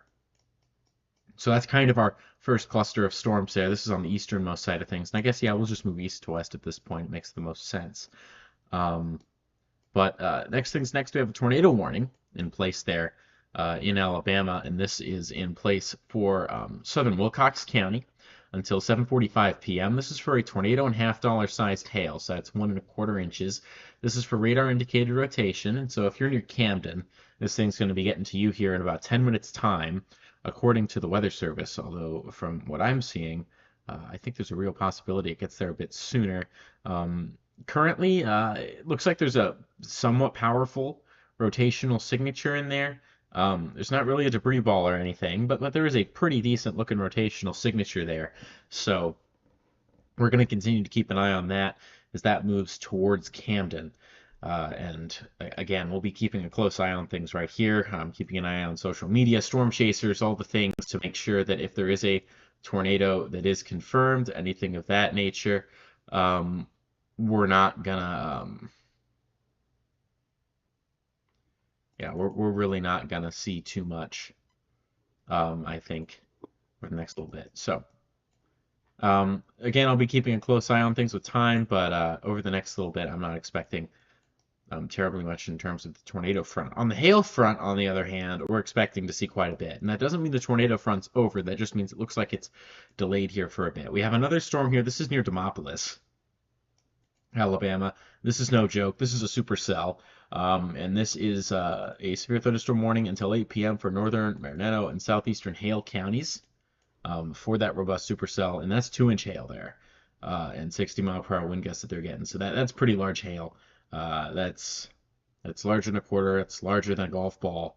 So that's some pretty big time hail there. And yeah, the radar confirms this, that this is a pretty good looking storm in terms of the hail that we're getting with it. However, it's kind of difficult to see what's going on with the rotation, although the Weather Service doesn't seem too concerned about it, so we're not going to be either. as long as that remains the case. We then have this kind of arc of storms that's forming here, stretching all the way from near DeKalb to where was that? It's Bay Springs, Taylorsville, and this is in Mississippi now. So we're from Meridian to Hattiesburg, basically, and we have mostly 60-mile-per-hour wind gusts on the southern end of this, although we do have a couple of considerable severe thunderstorm warnings. So if you are in southern Kemper, northern Clark, or Lauderdale counties, you're in a severe thunderstorm warning until 8 p.m. for a severe thunderstorm with 2-inch hail, 70-mile-per-hour wind gusts, and that was confirmed by emergency management. So if you're in Lauderdale, Meridian Station, Marion, Stonewall, Zero, Blackwater, Tumola, Increase, Martin, Meehan, Tumsuba, Prismatic, Savoy, Squana, what is that? Kiwani, Shell, Neilburg, Stable, or Alamucha, you need to be making sure that you are taking this seriously. You're indoors, preferably in an interior room.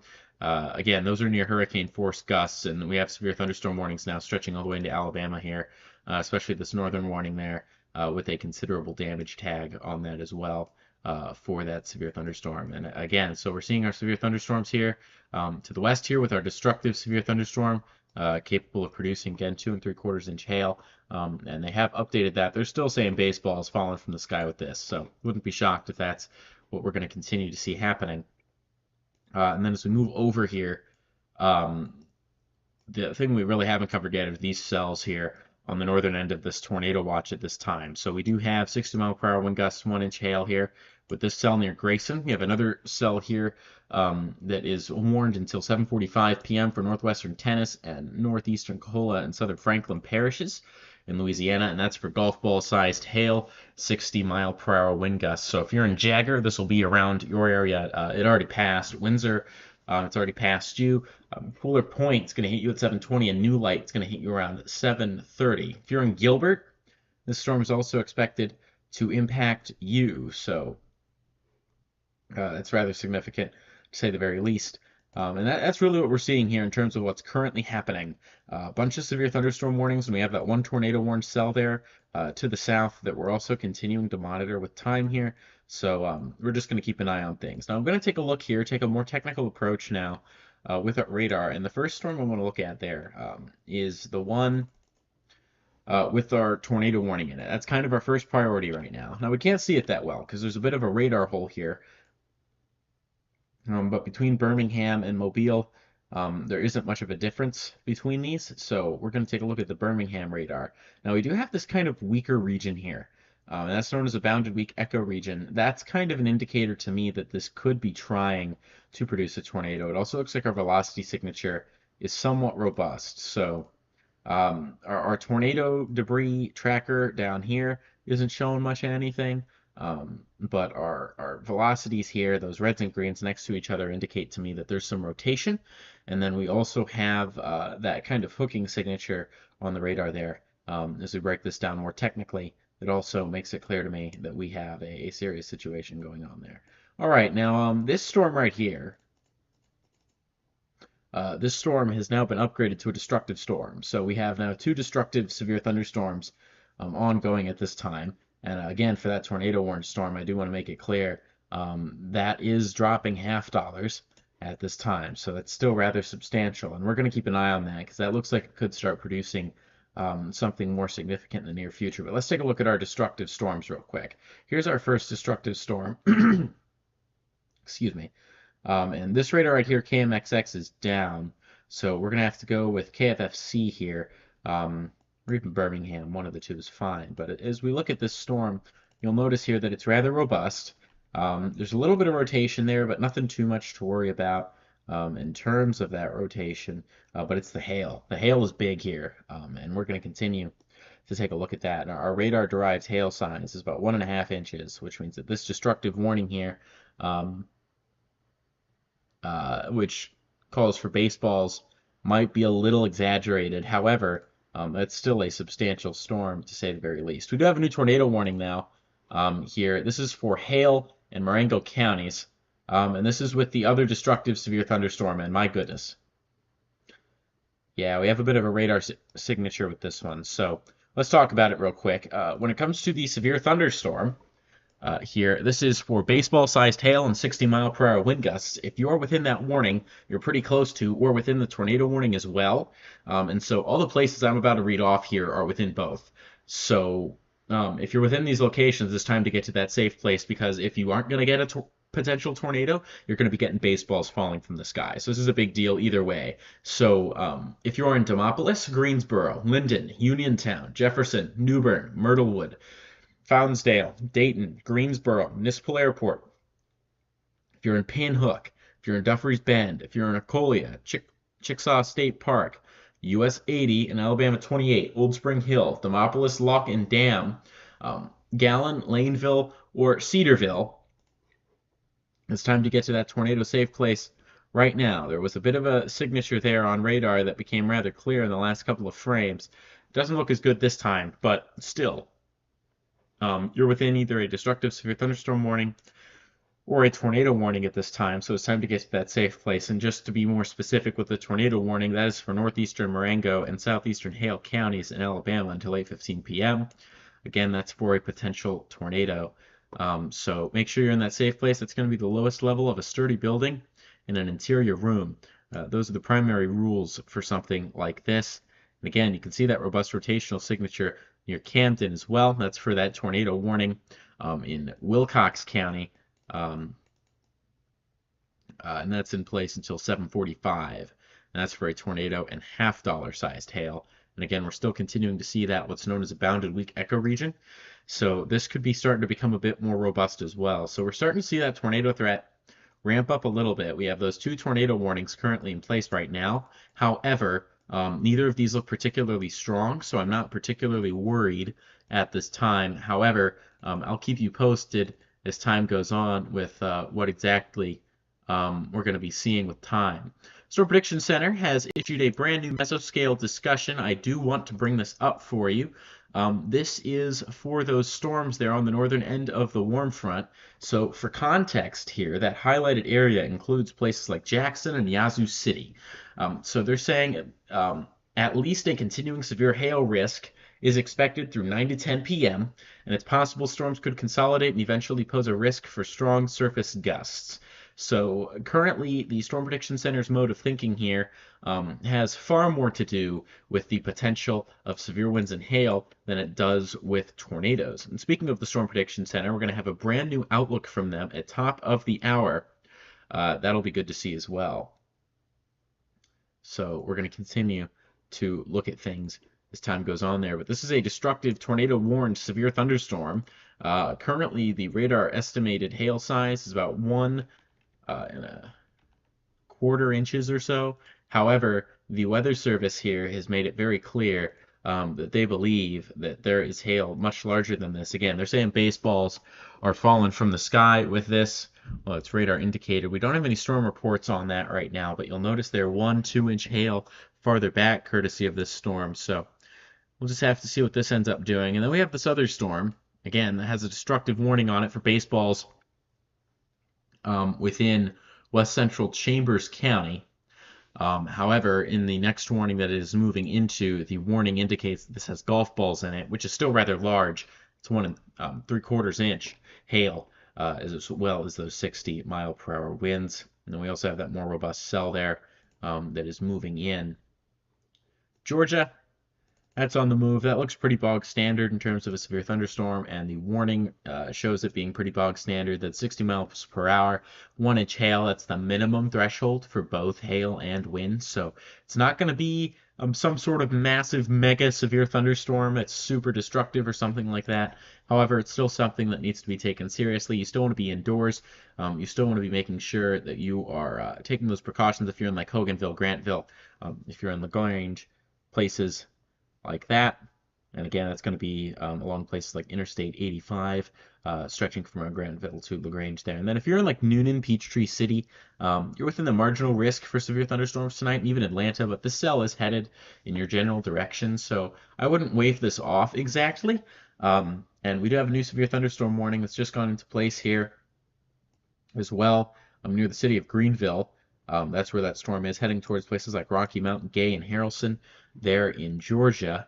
So we're going to continue to track that as well, and that's pretty standard as well. So that's 60-mile-per-hour wind gusts, quarter-sized hail, and again, we're not seeing anything particularly crazy there on the radar, but we'll continue to keep an eye on it. But there it is near Greenville. And we do have some other discrete cells here, like this one near Griffin, heading towards Locust Grove. That could get warned here with time as well, but this is what we're looking at right now. Again, those 2 tornado warnings there within the state of Alabama. That's our primary focus right now. I'm going to go back to the 4 panels because this is really good for the analysis of these two particular storms.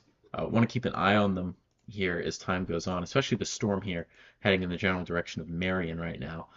That's kind of the big storm of concern for me right now. So we'll see what ends up happening there.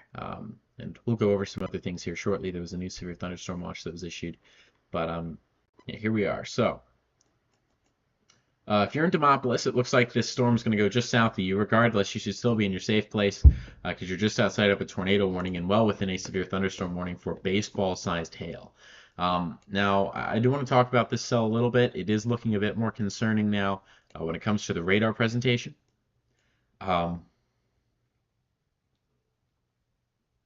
So you'll notice here that we do have near Providence that rotational signature.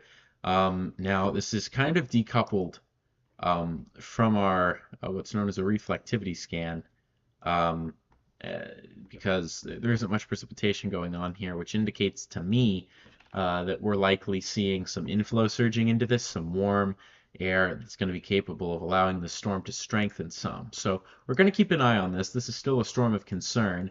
Then we have our storm to the south here, and you'll notice those reds and greens. That indicates rotation here. However, it's not looking overly strong. It's not looking overly robust, but it's looking better than it has been. So we're going to have to continue to keep an eye on this storm as well. But this storm down here, it's not really in super favorable conditions for severe thunderstorms, tornadoes. Well, for tornadoes, it's in favorable conditions for severe thunderstorms. It's not the most favorable for tornadoes. This storm to the north here, this is going to be the bigger concern.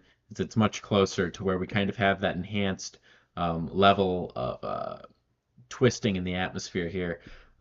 So we'll continue to take a look at that with time and see just how exactly these storms are going to be able to take advantage of our environment. But if we're really talking about this, a couple things to note here that I've definitely been seeing that I think are important. First things first, the amount of rotation that we have in our atmosphere for these storms is not particularly huge. But before we even talk about that, I do want to move back. Now, Jackson radar, we do have a new destructive severe thunderstorm there, southern Mississippi, and that's a massive hail score. That is a massive hail core. Let's talk about that. So this is for 3-inch in diameter hail. So if you're in SoSo, this hail core is right on top of you. You got to get to your safe place. You got to treat this like a tornado warning. That's big time hail there. 3 inches in diameter, and the radar showing about 2.2-inch diameter hail, but it was showing 3-inch diameter hail as of about 15 minutes ago. So that's big time hail there for SoSo, Mississippi. That's the primary place that's going to get hit by this core. But if you're anywhere within the severe thunderstorm warning, it's time to get to that safe place. 3-inch in diameter hail is no joke. So if you are in northern Jones County, you're in a severe thunderstorm warning until 8 p.m., and that's for destructive hail. So that is specifically for SoSo. That's the city they're calling out. So especially if you're in SoSo, it's time to get to that safe place, lowest level, sturdy building, interior room. Got to treat it like it's a tornado warning here because your windows could break, things like that. But if you're in Sandersville, this thing's going to hit you around 7:45, it looks like, as well. But if you're in Laurel, if you're in Merrick, if you're in Ellisville, you're still within that destructive severe thunderstorm warning. However, it's probably going to go north of you. Still, I'd be taking my precautions in case this does kind of change the direction it's headed, because that has happened before. So I just want to make sure that we're all taking the necessary precautions to remain as safe as we can here. I do just want to check in on our tornado warning storms again. This one is improving some. So we're going to continue to look at this. This one's kind of starting to get that look to it. It's got that surge of inflow moving into it. The structure is quite good, and sometimes these storms can create their own environment. This storm has a lot of energy to work with, so it's going to be able to do a lot of stuff here. And it's got a lot of wind shear in the upper levels to keep it alive and ventilate it. The big problem for it is that the shear there in the lower levels is quite lackluster. So it doesn't have much to work with in the lower levels to mix that spin down to the ground. But the storm is starting to look a bit better, although again, the radar, we're seeing it from quite high up in the air. Like this is being seen from about 8,000 feet in the air. So we don't really know what's going on near the ground, but from what we can see, there's some solid spin there near Camden and Oak Hill.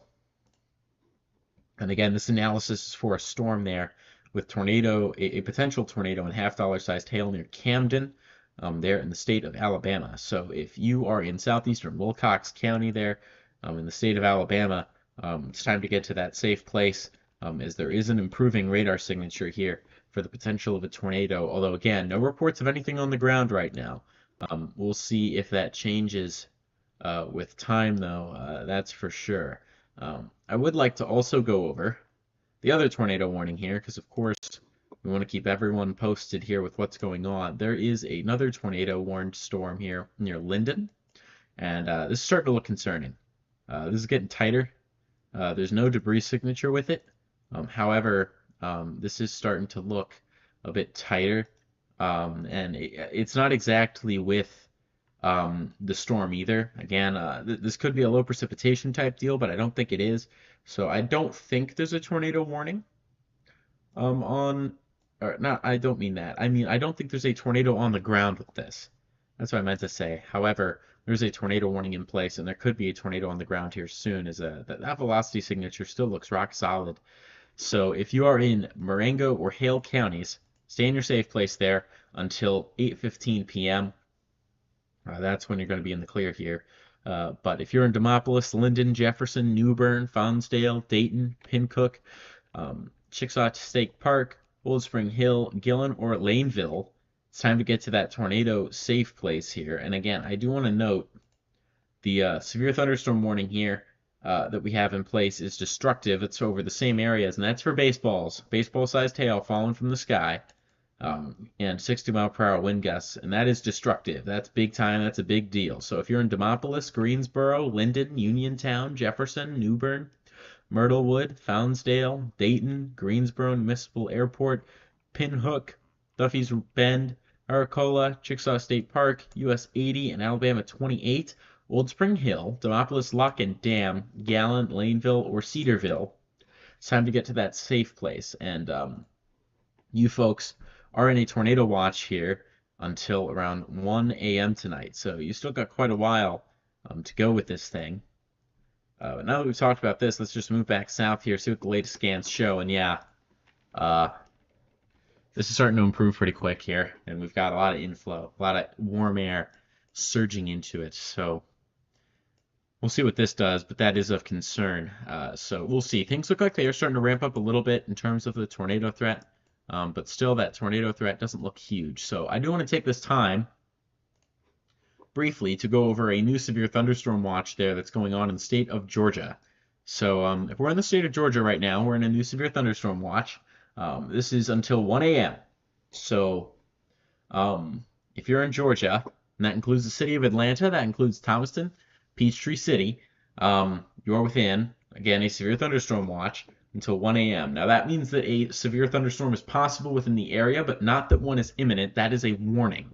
So watches mean that there's a possibility of something occurring. Warnings mean the thing is imminent or it is already happening. So that's kind of the difference there. But again, a severe thunderstorm watch in place tonight for you guys. So we're going to continue to keep a close eye on that. But that's until 1 a.m. So that's for scattered large hail and isolated very large hail events to 2 inches in diameter. This is for scattered damaging winds up to 70 miles per hour and a tornado or two. So the Storm Prediction Center has the following to say about it. Clusters of storms, including both left and right moving supercells, will likely persist for the next several hours with an attendant threat for large hail up to 2 inches in diameter. They also mention the potential for damaging winds in a tornado or two, and the fact that that's going to increase some later tonight as storm clusters move eastward from Alabama into western Georgia. The Severe Thunderstorm Watch is approximately 25 statute miles long and 10 miles wide. So that's kind of what we're seeing right there. That's not true. Uh, they're saying the severe thunderstorm watch area is approximately along 45 statute miles north and south, lying from 10 miles west-northwest of LaGrange to 55 miles east of Atlanta. So that's what they're saying right there. That was the dimensions. I read that wrong. But yeah, we're seeing rather substantial watches go into place here with relatively high probabilities of severe thunderstorms continuing into the overnight hours. Um, we did have kind of concerns for some severe storms here up to the north. A level 1 out of 5 severe weather risk was in place there. Marginal risk. There's not much going on with that right now at all. But we're going to continue to check up on you guys to the north as well. So don't worry about that. We'll continue to check in with you. With that being said, we're going to continue to track here these tornado warned storms as time goes on. They do look like they may be beginning to ramp up a little bit. However, still not too much has happened thus far. So we're going to take a quick break here for the next 3 to 4 minutes. We'll be back here in just a little bit to continue to keep you guys posted on what's going on severe weather wise. Thank you so much for watching. We'll be back soon.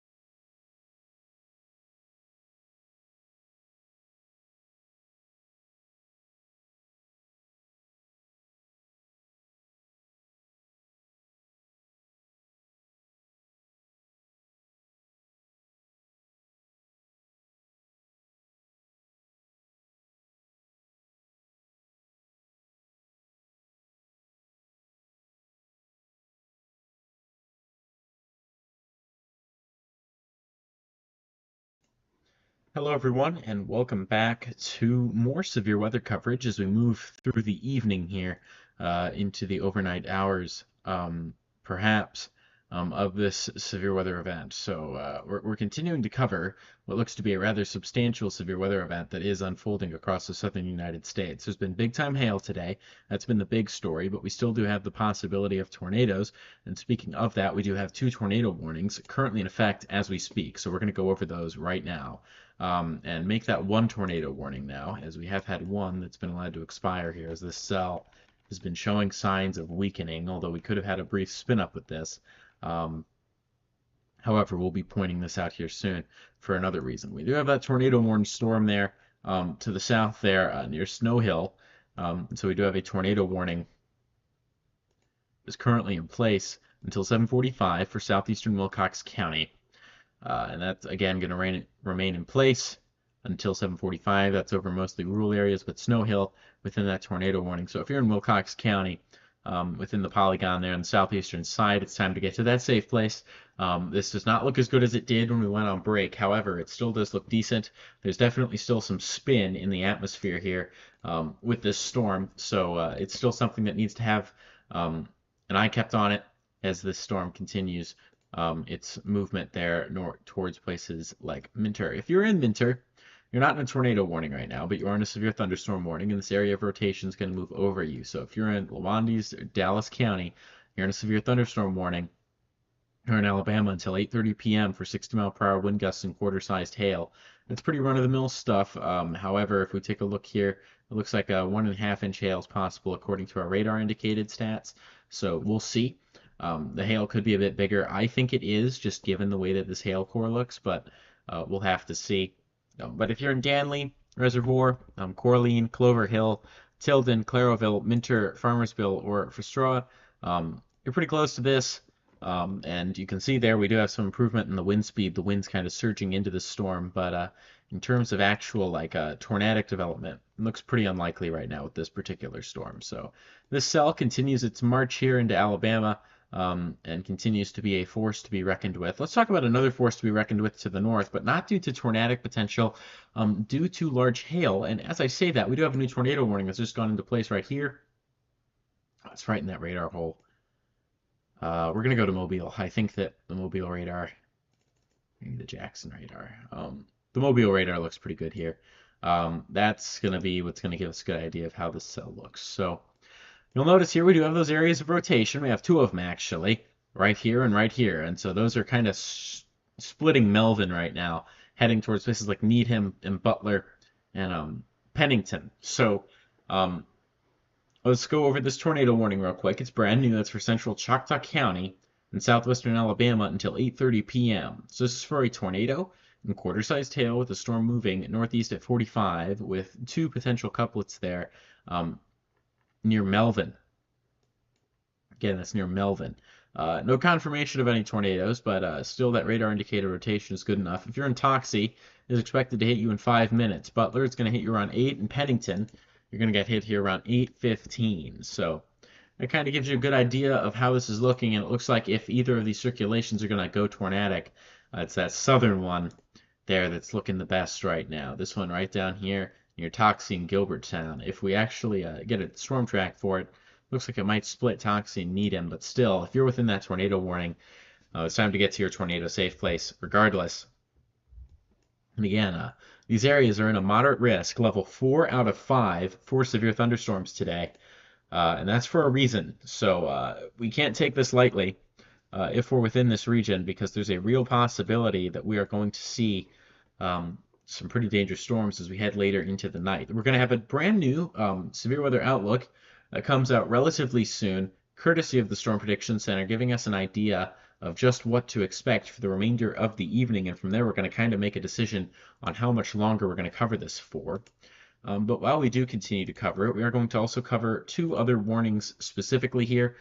These are particularly destructive, but we have this severe thunderstorm warning now for Gillen and Newbern that we've been talking about for quite a while now. And this has actually received a significant downgrade. So this was destructive, but this severe thunderstorm warning remains in place until 8 p.m. for northeastern Marengo and southeastern Hale counties. Now the main difference is that it's for 60-mile-per-hour wind gusts and quarter-sized hail, excuse me. And there's some spin in that still, but no mention of rotation or possible tornado. But yeah, it's been downgraded. That used to be destructive. And our other severe thunderstorm down here, closest to the Jackson, Mississippi radar, so that severe thunderstorm near Laurel, Sandersville, that's what this storm. It still looks like it has a rather robust hail core, and it does look like it has that inflow surge that you might want to see if you wanted a tornado producer. However, again, we don't see much in terms of actual spin and rotation. This severe thunderstorm warning. It's still destructive for so-so, and this was updated about 20 minutes ago. So we have a severe thunderstorm warning that remains in place until 8 p.m. for northern Jones County, and that's for 3-inch in diameter hail and 60-mile-per-hour wind gusts. Now, the storm does look like it's weakened a bit since then, which is the good news. And now the hail size, it looks pretty meager, actually, on this. It says less than 3/4 of an inch. I think that's unlikely. It's probably bigger than that. However, it's just an indication these storms, especially these storms here down to the south, they look like they're losing their oomph a little bit. So we're going to continue to keep an eye on that with time here. But those are our particularly destructive severe thunderstorms. But let's kind of take a look at things here now in the bigger picture real quick. So we have some thunderstorms here to the east here. We have these thunderstorms here near Winnsboro. They're in Louisiana, so we have more severe thunderstorms over there. Those have a considerable damage threat due to their hail that they have in them, and that's golf balls. We have golf balls falling from the sky around there in northwestern Tennis, Mercer, and Franklin parishes until 8:30 p.m.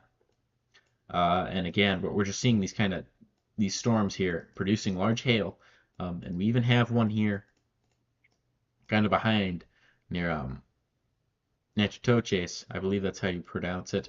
And again, you can correct me if I'm wrong there. And that's going to kind of head into our watch area as well. That could go severe. But we kind of have this arc, this band of severe storms here producing substantial hail, especially on the northern end it was, although now it's just 60-mile-per-hour wind gusts and 1-inch diameter hail throughout this entire Boeing segment. And then we have our kind of isolated supercells here, the ones that could produce some bigger hail, things like that. And then again, we have some more hailers here as we head into Georgia.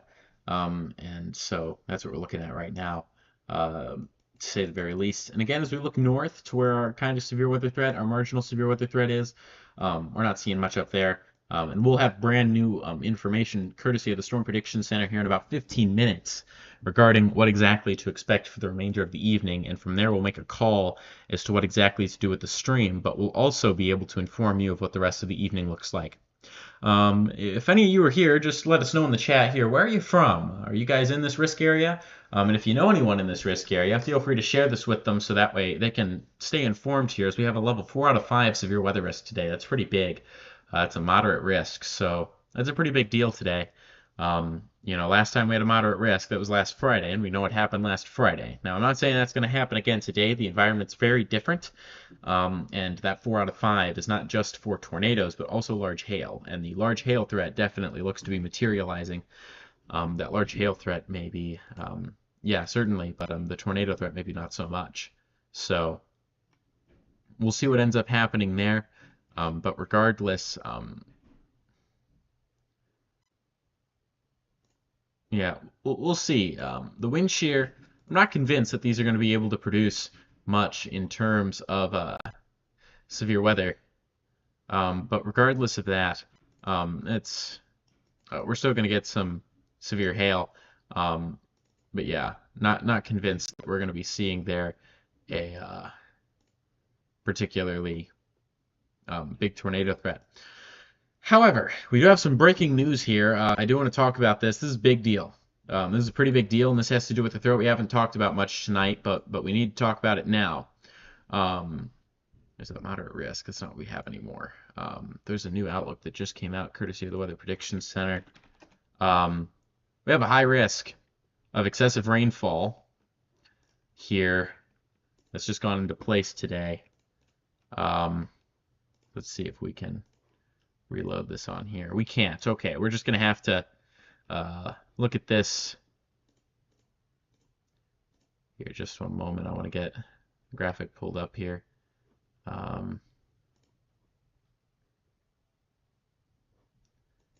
Yeah, it hasn't quite updated yet. But yeah, this is breaking fresh off the press. High risk in place here of excessive rainfall, and that's stretching from south of Birmingham and stretching through central Georgia. So that's big news there. High risk, that's a level 4 out of 4 for flash flooding. That's a 70% chance of flash flooding occurring within 25 miles of any point here, starting from south of Birmingham, stretching all the way into central Georgia. So that's a big deal there. Again, that's a high risk of excessive rainfall in place. We'll see if we can get the fancier stuff. The fancier stuff hasn't updated yet, but it's a high risk of flash flooding there, kind of within that moderate risk corridor that you see on this one. Again, that's for flash flooding. So that's a big deal. That's big news. You guys down here need to be taking this seriously. The Weather Prediction Center doesn't take that lightly. That means that they're convinced with these training thunderstorms that something's wrong. Something's up here. We do have a new tornado warning. It's just gone into effect here as of 7:45. This is regarding that same cell here that we've been talking about here on the southern end of things. So we'll continue to talk about that. Looking at the Birmingham radar, you can see there, yeah, there's a substantiated circulation there with that again, with a bit of a surge there of winds going into it. So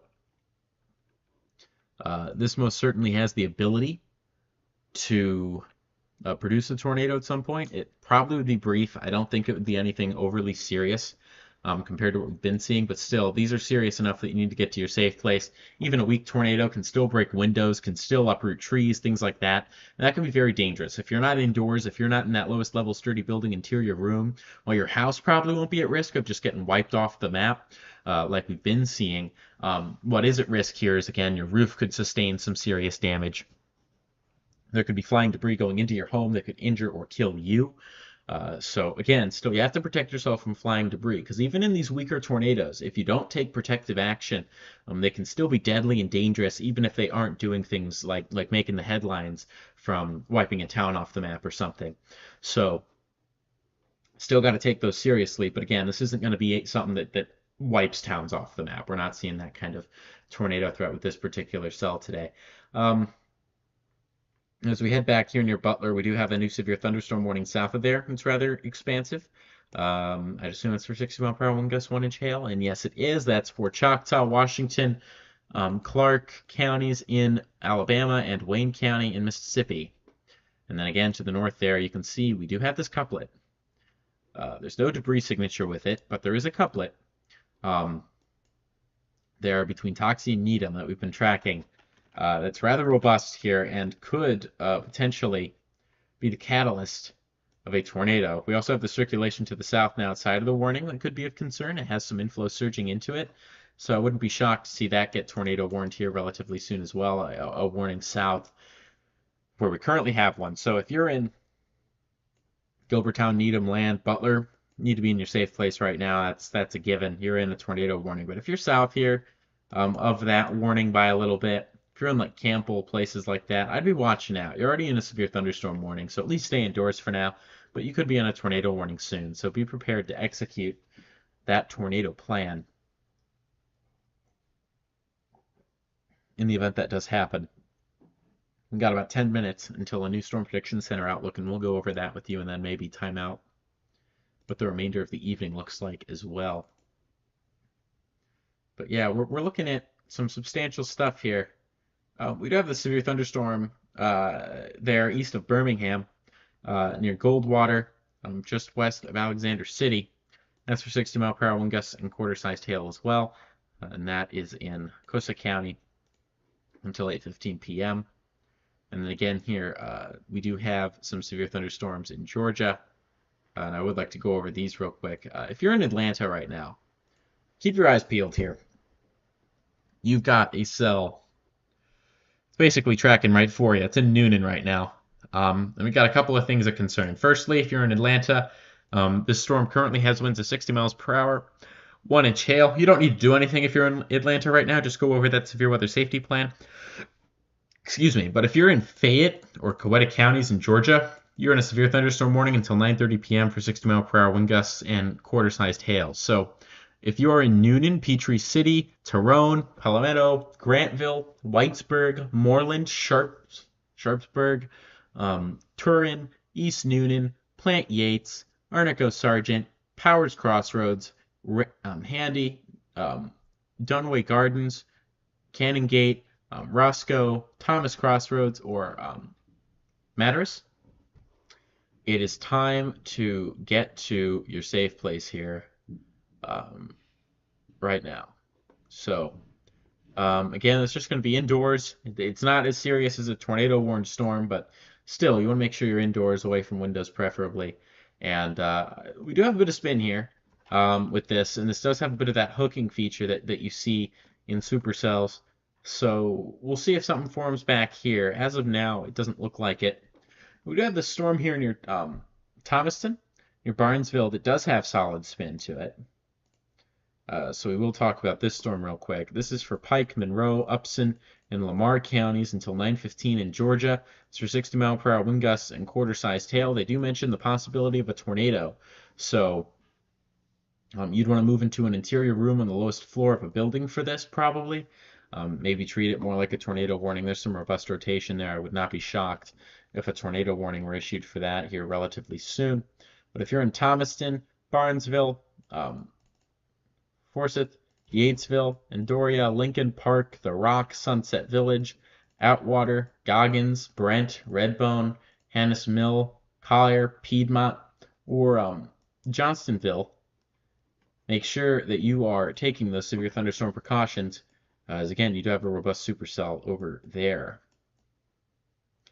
I think that that thunderstorm I was mentioning has now gone severe there. Yeah, the one near Nacogdoches, that now has 60-mile-per-hour wind gusts and 1-inch hail as its primary hazards there, and that's for Grant, um, Nacogdoches, and Wynn parishes in Louisiana until 8:45 p.m. This is for 60-mile-per-hour wind gusts and quarter-sized hail. You are outside of any sort of watches right now, but you are in a severe thunderstorm warning. You are within that enhanced risk for severe thunderstorms, courtesy of the Storm Prediction Center. And then you can also notice there we do have some fairly large hail with this storm here near Tensas, Madison, and Franklin Parish, moving in from the state of Louisiana to Mississippi here pretty soon. So that's something to watch there as well. But let's actually take a look at that storm over there real quick, and then we'll take a look at our tornado warned storms again. But I do just want to see what's going on over there with that particular storm. We can get a decent idea here from the Jackson radar. This radar is better. So at past Winnsboro, the hail core is right here. And it looks like about 1-inch hail is what the radar is saying, but again, the weather service is saying it's larger. And then again, we do have a supercell here. It looks somewhat robust near Nacogdoches, that is moving into that general area right now as well. Then yeah, so we move back towards here, Alabama, which is where most of our tornado activity has been today. We do have those 2 tornado warnings. We'll start with the first one here. Let's have the Birmingham radar. This looks like a rather robust circulation heading into Minter. If I'm in Minter, I'd be taking my tornado precautions. You're in a bog standard severe thunderstorm warning for 60-mile-per-hour wind gusts and quarter-sized hail, but there's the note of possible tornado, and that rotational signature is not off the chart or anything, but it looks robust enough that I'd be keeping my eye on it. So if I'm in Minter, I'd just get to my safe place here. If you're in Snow Hill, you're pretty much in the clear. But yeah, if I'm in Minter, you're in a severe thunderstorm warning, but there is a rotational signature. It's about to go over your town. So I'd be making sure that I'm safe there. As we head back here towards Butler, what's the best radar for this? Jackson or Mobile? I'm going to go with Mobile here. We'll see what we can see. But yeah, we do have a bit of spin here. Nothing too robust. Again, I think our bigger spin is south of there, near Gilberton. But we'll see. Again, nothing too big going on at the moment in terms of our tornado warned storms. As we look at that, I do want to go back here and I want to see if I can load up that excessive rainfall outlook now. Yeah, there it is. So this is the latest excessive rainfall outlook, courtesy of the Weather Prediction Center, and there's a high risk here for excessive rainfall. That's flash flooding that's been issued today due to these training thunderstorms, and that's a bit of a problem. So we're going to talk about this right now, and then we're going to talk about a new mesoscale discussion from the Storm Prediction Center. And then from there, we're going to go on break. We'll come back. We'll talk about what the rest of the night looks like as a brand new Storm Prediction Center outlook will be coming out here soon. But yeah, let's go over this right now. So the Weather Prediction Center, again, has a high risk in place for excessive rainfall that's just been issued. And here's what they're saying about it. They're saying here, let's see if I can get the discussion. It doesn't look like they have much of one, but they're basically saying here that we have numerous showers and thunderstorms that are kind of training across this area. And so if you're in Montgomery, Selma, Calabrese, from I-65 towards places like LaGrange, Peachtree City, Exone, and Thomaston, these areas right now, if you're in a flood-prone area there, it's time to be going over your flooding safe place. Again, that's going to be getting to higher ground, not lower ground, making sure that you can escape those floodwaters. I'd be moving my important documents to better areas there in the upper part of your house, making sure those are protected, as it's going to be a pretty dangerous night in terms of flash flooding tonight for you guys. So, I mean, you could get an additional 3 inches of rainfall here within this region. So, yeah, I can see why they're talking about this being a big time risk for flash flooding. But again, that's a high risk that's been issued there for flash flooding. That includes the cities of Montgomery, Macon, Amington, and that's a big deal. For context, high risks of flash flooding, those don't come out very often, and yet they cause, they don't cause, but they're about 80% of flooding damage occurs within high risks. So make sure that you are in weather aware mode tonight, not just for severe weather, but for flash flooding there in those general areas. And the final thing I want to talk about here before we do go on a brief break, there was a new mesoscale discussion that was issued. This is for that storm there in Alabama that's been producing those tornado warnings, one near Camden. Increasingly favorable corridor for supercell tornadoes is expected here over the next couple of hours. So they're talking about a locally favorable corridor for supercell tornadoes, possibly developing over portions of south central Alabama. They're basically talking about how there's this outflow boundary that Elliot was mentioning earlier, sliding into Alabama. And as a result of this, they're expecting that there could be a pretty good environment here for organization of a supercell and perhaps some tornadoes to develop within this environment. So we'll see what happens there, but that seems to be the best shot of tornadoes tonight is going to be with this supercell that's down here to the south of things. So that's what we're going to continue to look at with time here, but that's a fairly big deal there, and that tornado warning's actually been allowed to expire.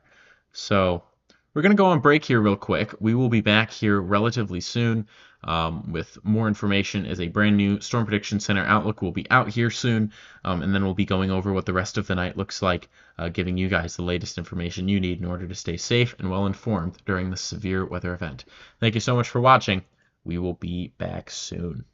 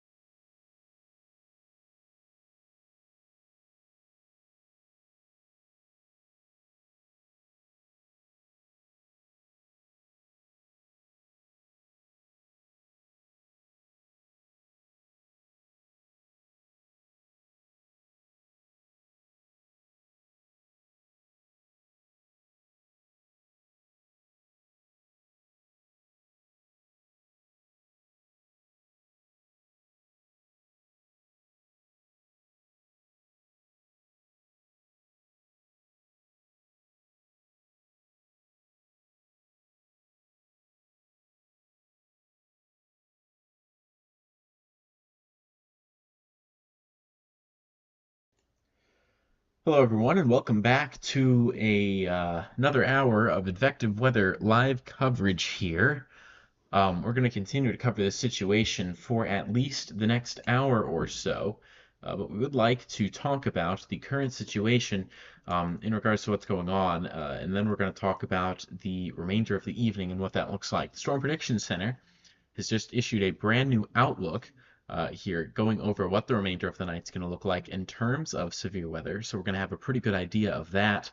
On top of that, we're also going to be getting a pretty good idea of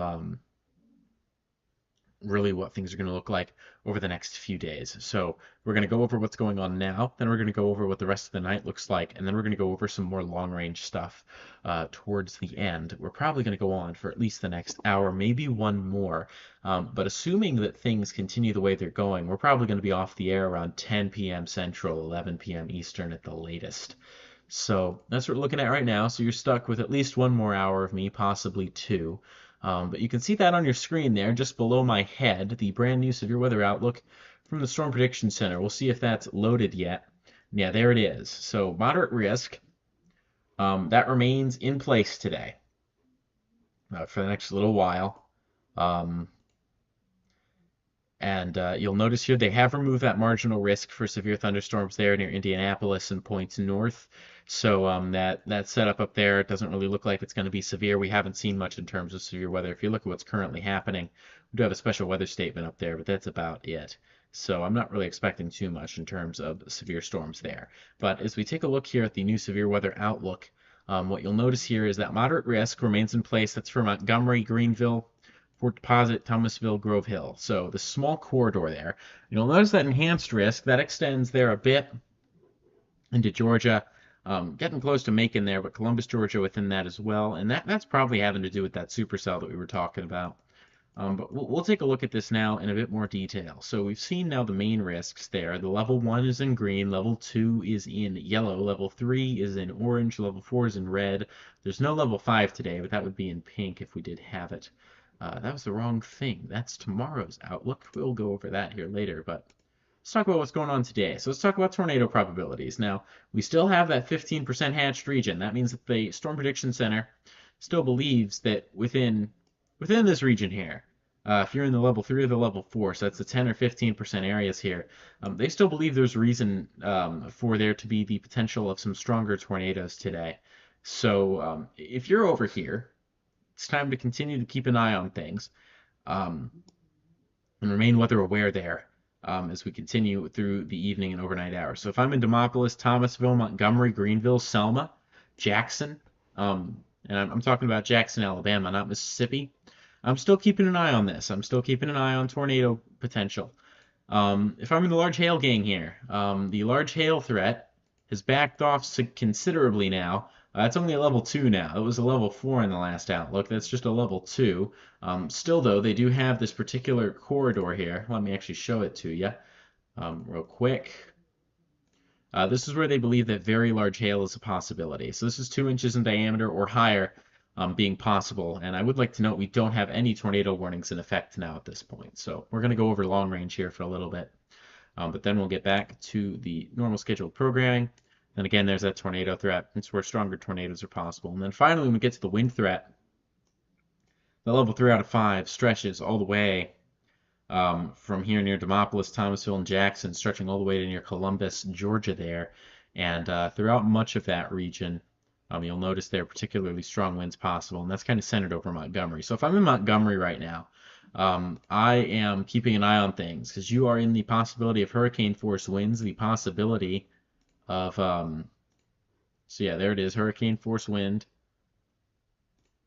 2-inch hail, and strong tornadoes. You're in the possibility for all of those things. So yeah, if you're in Montgomery, Thomasville, Jackson, the enhanced or moderate risks, still staying weather aware. If I'm in Birmingham, points north, I'm not too worried about it. If I'm in Jackson, I'm not too worried. It's pretty run-of-the-mill. Alexandria, it's southern Alabama heading into Georgia here near Macon. That's going to be the main corridor to watch for the remainder of the night tonight as we head into this. So that's the new Storm Prediction Center outlook. Where's everyone from? I want to know that. If you can tell me where you're from in the chat, that'd be great, and we can kind of just figure out where everyone is. If you know anyone in this risk, you can send this to them as well. But yeah, I just want to know kind of where everyone's from and what's going on here. But yeah, again, moderate risk remains in place there, courtesy of the Storm Prediction Center tonight. I do also want to touch on, I touched on it shortly before the break, but we have a high risk now, level 4 out of 4 of excessive rainfall. This is the real deal. This is a big time risk. This is for flash flooding. So if you know anyone within that high risk box, so that's including Clanton and Montgomery, Alabama being a big city there, Macon. If you're in Atlanta, you may as well be. You're in that moderate risk. If you're in Birmingham, you're pretty close to the moderate risk. If you're in Demopolis, Meridian, if you're within that red or pink region, or you know anyone within that red or pink region, send them over here or or make sure that at least they know about this, because moderate and high risks are where the most flooding damage occurs. The high risk in particular, 80% of flooding damage occurs within high risks, even though they are only issued about 4% of days of the year. So it's pretty rare to see stuff like that, but there we go. Again, stretching from central Alabama, stretching well into Georgia, with that moderate risk stretching from the Mississippi Alabama state line all the way to the Georgia South Carolina state line. So a rather widespread area there within a moderate to high risk of flash flooding. As we move back to the storm tracker, this is what we're seeing right now. I just want to kind of give you a lay of the land here of what's going on, and we'll move west to east because there are no tornado warnings in effect right now. Let's hope it stays that way. We're just going to go over what's going on west to east. Then we'll go over the current watches. And then we'll, if you have any questions, comments, concerns, I can answer them now. This is a perfect time for that. Or we're going to jump into some longer range stuff, what tomorrow looks like, and then the big time severe weather threat we could have beyond this event. So let's talk about the severe thunderstorm near Natchitoches. This has winds of 60 miles per hour and 1-inch hail. And this is for Grant, Natchitoches, and Wind parishes in Louisiana until 8:45 p.m. It's for 60 mile per hour wind gusts and quarter-sized hail, and that severe thunderstorm is going to continue its march here into some more favorable conditions. So let's talk about the future of that storm there. And when it comes to the instability, this doesn't have that much access to instability at the surface, so the tornado threat's relatively low. However, this cell here, it could last a while, so we'll see. It's probably going to fizzle out within the next couple hours, but still, it's definitely something of concern, to say the very least, as we continue to take a look at how exactly instability is looking. So we head into the tornado watch zones. You'll notice here 60 mile per hour wind gusts and 1-inch hail, a possibility with the severe thunderstorm warning that's currently in effect until 8:30 for Tennis and Madison parishes there in Louisiana, and that's for 60 mile per hour wind gusts and 1-inch hail as well. Flash flood warning there in Jackson, Mississippi. That's something to note, and there are going to be more storms moving into Jackson. You're in a slight risk, I believe, for flash flooding tonight. We can actually overlay that, and yeah, you are in that slight risk for flash flooding, but you're in a flash flood warning right now until 8:30 p.m. And then again, more storms are going to be moving in your direction that could be severe later tonight. This right here, this arc kind of denotes where our big risk for severe weather ends. If you're behind this, you're in the clear. If you're ahead of it, you still need to watch out. So if you're within this tornado watch ahead of this arc, you're still within that major risk for potential severe weather. If you're behind it, it's going to look like a pretty run-of-the-mill springtime event for you. But if you're ahead of it still, be keeping an eye on things. We have this arc of storms here with 60 mile per hour wind gusts and 1-inch hail. It's impacting Demopolis right now. So we have a severe thunderstorm warning in effect until 9 for Marengo, Greene, and Hale counties. So again, 60 mile per hour wind gusts and quarter-sized hail in place there.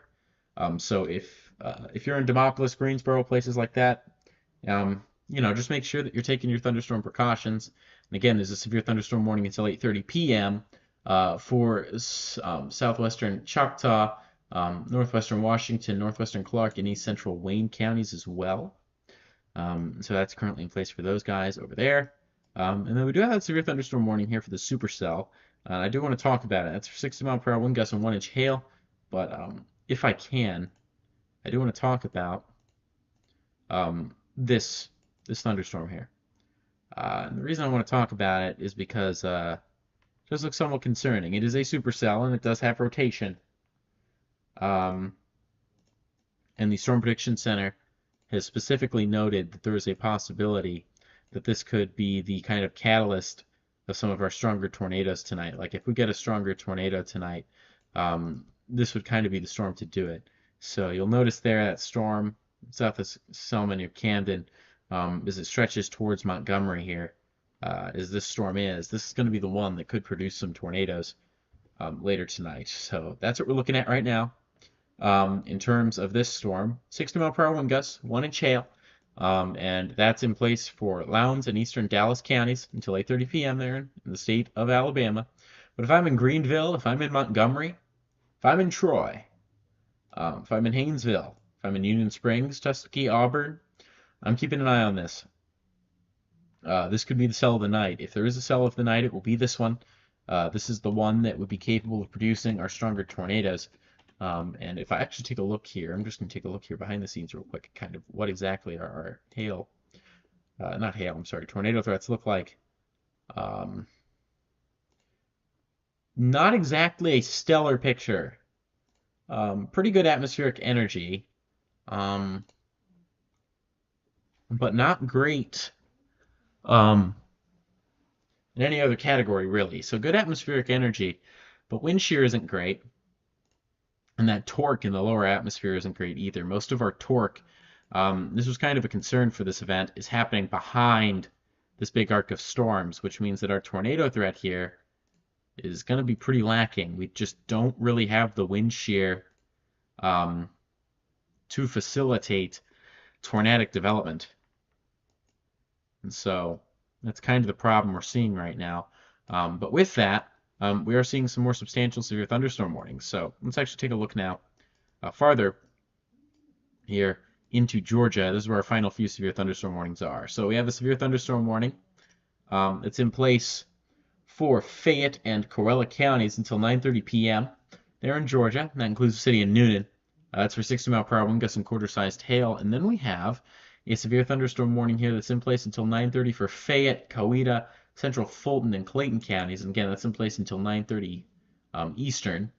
And so that's for golf ball-sized hail, 60-mile-per-hour wind gusts. And that includes Forest Park. And so that's what we're expecting right now. So if you're in the following cities, take those thunderstorm precautions.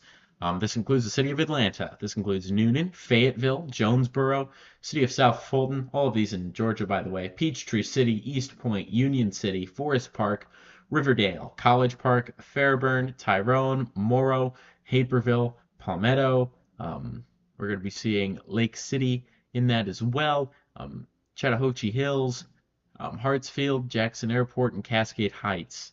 Those are the big areas here within that severe thunderstorm warning. And again, that includes the city of Atlanta for 60-mile-per-hour wind gusts and 1-inch hail.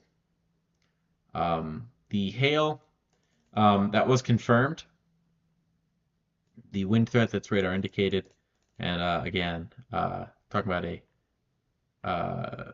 considerable damage with that. And I actually double check that. That was wrong. They just updated it. This is now a considerable severe thunderstorm. So this has golf ball sized hail and 60-mile-per-hour wind gusts in it now. So again, if you're in College Park, Atlanta, I'd be hunkering down here. This is a rather substantial severe thunderstorm.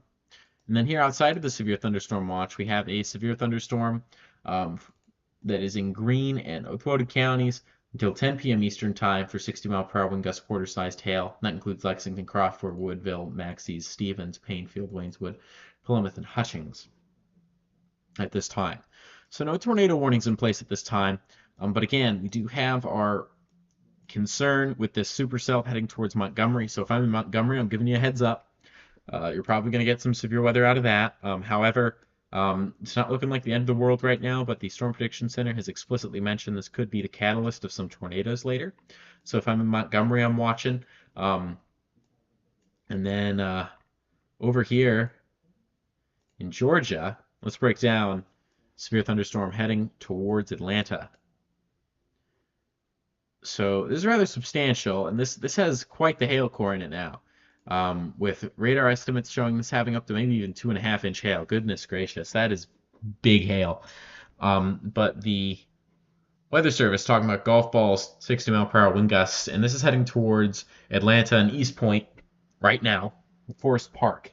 It's not there yet, but it's getting there. Union City just got battered by it, so we'll see if we get any reports out of Union City. But they're saying that golf ball sized hail was confirmed. There's a person who reported that. That's not just the radar. The radar is indicating even bigger, but they actually have confirmed 1 3/4 inch hail with this. So that's rather substantiated, to say the very least. And I'm going to track out this hail core, and let's just see where exactly this is expected to go. So this severe thunderstorm is currently moving at 35 miles per hour. So we're going to say 40 just to be a bit aggressive here. But if I'm in the city of Atlanta, you got about 20 minutes till this hits you, that hail core directly. And if you're in East Point, you got about 10, maybe less. Forest Park, it's pretty shortly. It might even be impacting you now. Although I think the worst of it is going to go north of you. But yeah, I mean, if you're in that severe thunderstorm warning, I'd be taking that seriously. And then we can see over here rather clearly.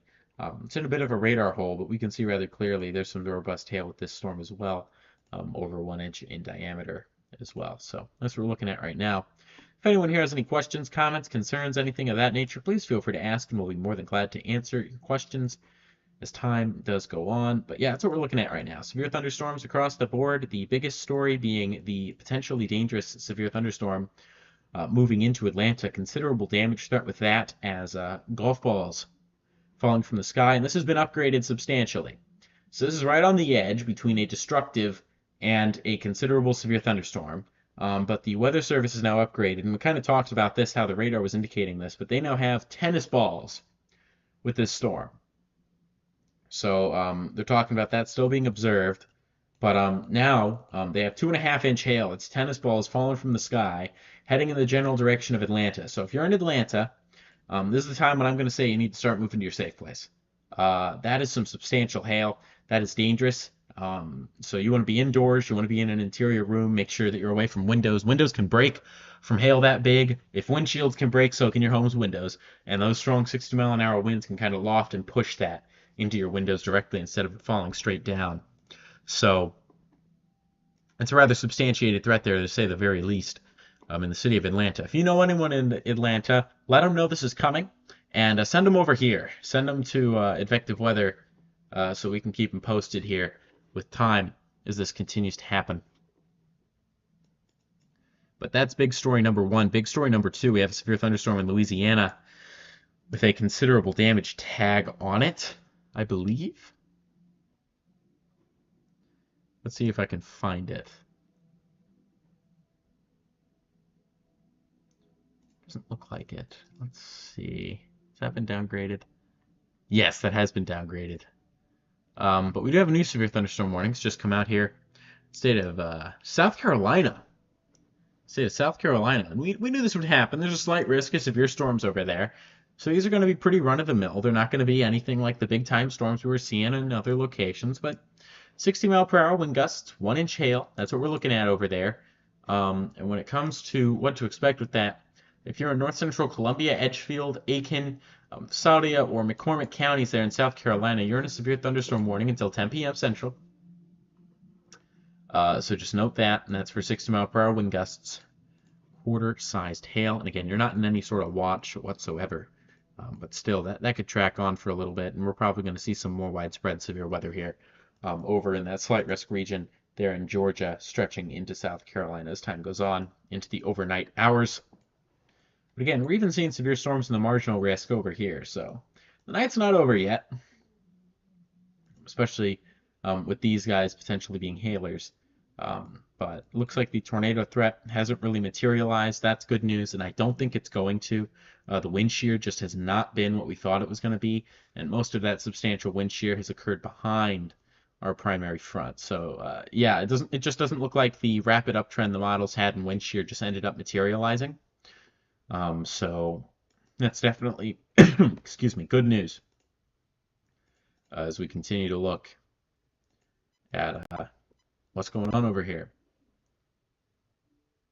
So Yeah, I mean, we really just haven't had that low-level jet stream that you need in order to get those tornadic thunderstorms, and that's good news. We didn't have a large-scale um, pattern for it, but the models were indicating it was going to happen, so we were all kind of convinced, and yet it really hasn't happened here, so it's good news. If you have any questions, comments, concerns, anything like that, if you know anyone in Atlanta, Georgia, or Montgomery, Alabama, send them over here because we have the supercell thunderstorm, the one the Storm Prediction Center thinks has the best chance of producing tornadoes heading in the direction of Montgomery here relatively soon. And then again, we do have that considerable severe thunderstorm, which the Weather Service says has had 2.5-inch hail now, tennis ball sized hail heading in the direction of Atlanta. And it looks like Atlanta could get a direct hit from this. So this could be a pretty damaging storm for them.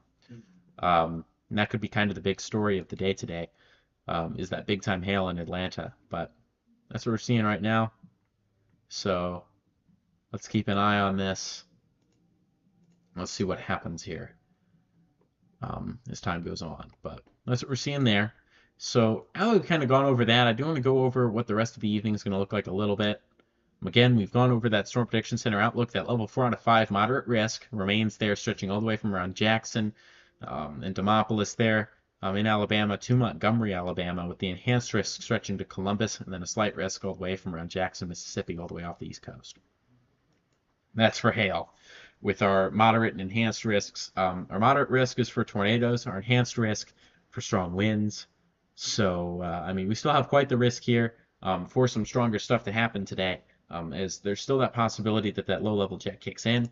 However, I don't think so. I really don't think so today. So we'll see. Storm Prediction Center explicitly mentions that a strong tornado or two remains possible. So we'll see.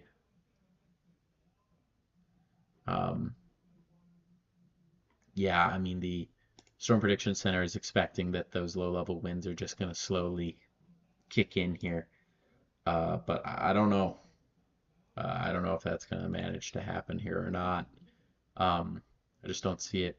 It's just not really being modeled right now. So we'll see if that ends up happening. The current observations don't show it, nor does the modeling, but we'll see. And yeah, I mean, Atlanta's about to get a direct hit here from a pretty strong thunderstorm. Again, it's going to be 2-inch hail at least moving in there, but tennis balls, according to the Weather Service, moving into the city of Atlanta here shortly. So that's a pretty robust storm. That's nothing to scoff at. That's our biggest story right now. That storm heading into Atlanta. So we'll keep an eye on that. But as we talk about more stuff here in the remainder of the evening, we have some watches in effect here still, and I want to go over them real quick. So we have a severe, not severe thunderstorm, but a tornado watch here that's in place, including eastern Louisiana through south central Mississippi, heading nearly to the Gulf Coast, although not quite, but it just crosses Mississippi on the southern half of the state just until the coast, at which point it kind of goes away a little bit. But yeah, I mean, we have that tornado watch that remains in place for those particular areas. That is tornado watch number 88. And again, it's for far eastern Louisiana and south and central Mississippi. With them talking about several tornadoes, a couple intense tornadoes being a possibility. However, we think that tornado threat's diminished, but that tornado watch, which means conditions are favorable for severe thunderstorms and tornadoes, remaining in place until 11 o'clock. We then have our second tornado watch here that includes central and south central Alabama, and that's going to remain in place here for quite a while yet as well. That is until 1 a.m. tonight. And we have our severe thunderstorm watch here that includes the city of Atlanta here. So again, that means you're not out of the woods after this storm moves through. That's in place until 1 a.m. as well. So somewhat big severe weather threats remain in place, especially there for the Alabama and Georgia watches all the way until around that 1 a.m. time frame. But if you're in Jackson right now, if you're in Alexandria, places like that, you've got some severe storms. Those are going to remain as you have those training storms today. However, they're not looking so bad. They're not looking as bad as the storms ahead of this line. If you're ahead of this line, you're in concerning territory. If you're behind this line, you're not so much. That storm heading towards Montgomery, no longer severe warned. So that's good news. Or are we just not getting data coming in? Looks like that severe thunderstorm warning there for the storm near Atlanta has been allowed to expire, but we're still seeing over 2-inch hail here. Much of this stuff, so I'm not sure if um, we've lost our warning feed a little bit or what's happened there. But that, I mean, all the programs show it. So, yeah, I mean, that storm near Montgomery, I think it should be severe warned for hail too, but it's not. So, we still have our severe thunderstorm warnings in place for this arc, 60-mile-per-hour wind gust, 1-inch hail. But this guy right here, I mean, that's no joke. That's still like 1-inch hail-ish. But yeah, there we go. New severe thunderstorm warning there that includes the city of Atlanta. So we didn't lose our warnings. That was just allowed to expire for a little bit, and that's back. This includes the city of Atlanta now. So there's a severe thunderstorm warning here for DeKalb, Fulton, and Clayton counties until 10 p.m. For golf ball-sized hail and 60-mile-per-hour wind gusts. And that includes the cities of Atlanta, Decatur, city of South Fulton, East Point, Forest Park, Riverdale, College Park, Chamblee, Clarkson, Hapeville, Annanville, Estates, Lake City, Pine Lake, Riverdale Park, North Decatur, North Atlanta, Hartsfield Jackson Airport, North Druid Hills, Midtown, and Grant Park Zoo, Atlanta. So if you're within those areas, I mean, that's a substantial severe thunderstorm moving in there. So I'd be getting to my safe place if I were you, as severe thunderstorms are expected to continue throughout the night tonight, especially throughout that area. So that's what we're expecting there. And again, overnight storms are looking like a real possibility here. However, we're just not seeing much in terms of those lower level winds there. So like that storm there near Montgomery just doesn't look that good.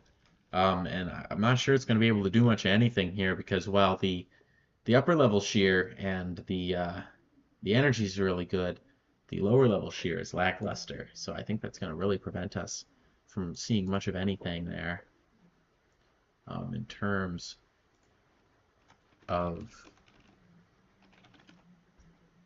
our tornado threat.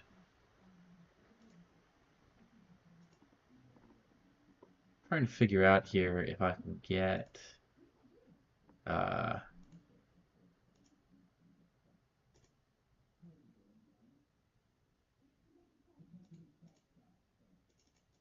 something here so we can kind of get an idea of just how those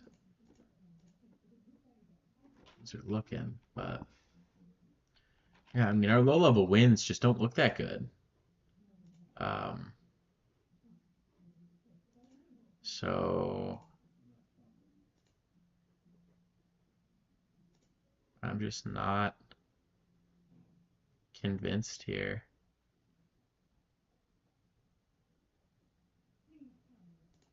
That we're going to see much in terms of tornadoes tonight because that vertical wind profile just does not look good.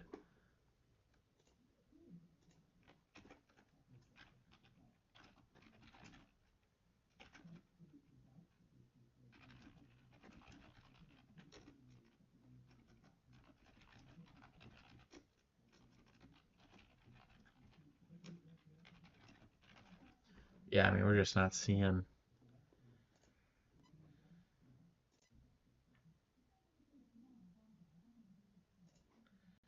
Oh, goodness, yeah.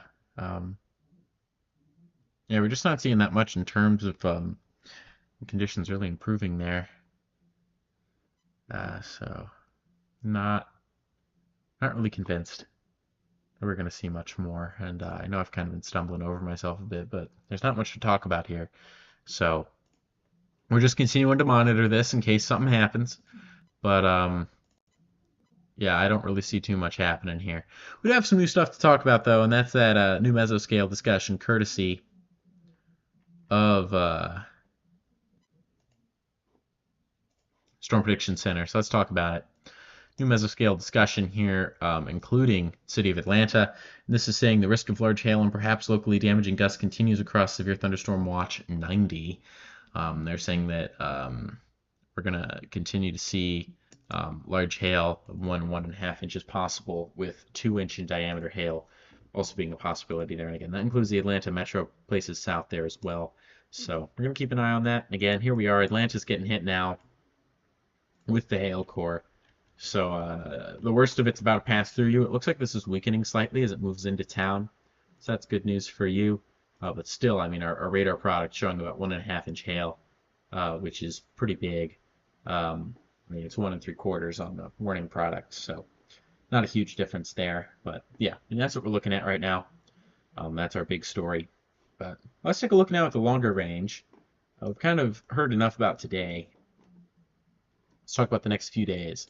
So this is tonight's outlook. Tomorrow we have a slight risk of severe thunderstorms. That's in place. And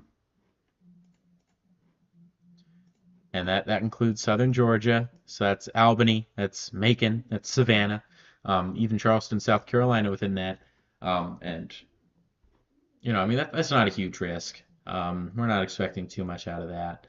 2% tornado threat, that's marginal. 15% wind threat, that's slight, and a 15% hail threat. So this is a wind and hail day, with maybe an isolated tornado or two along the Gulf Coast there. But that's primarily a Gulf Coast severe weather risk tomorrow. It's pretty run-of-the-mill for spring, and again, our highest risk there in southern Georgia, but that's still pretty run-of-the-mill. That's a level 2 out of 5.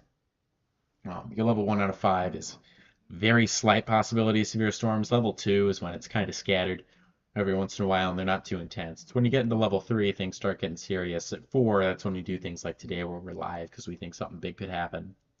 If there's a level 5 out of 5, you know, it's kind of just like a hold on to your butts. It's going to be a problem day. Level 5s are very rare. So, I hope we don't see any this year. We didn't see any last year, I don't believe. So we'll hope we don't see any level 5s this year. But speaking of that, if there were to be a level 5, we could have one here in the Thursday to Friday time frame. I'm not saying that will happen. We're pretty far out. This looks like a pretty high-end severe weather event. Could be moving in here, so I want to go over it now. So this is 5 days out. This is on Thursday, March 30th. This is a level 2 out of 5 severe risk wherever you're in the yellow here. That's for Thursday. So that's for the plains. And this is pretty substantial. There's going to be significant instability here, and all hazards are possible with this. So that's strong winds, large hail, and tornadoes. And again, that includes Dallas, Fort Worth, Abilene, Wichita Falls, most of the Red River here, along the Oklahoma-Texas border. Oklahoma City is included in that. So is Tulsa, Wichita, Dodge City, both within that. You've got Topeka also within that. Kansas City just outside of it. But this is a rather widespread severe risk, especially 5 days out. So that's of concern for us.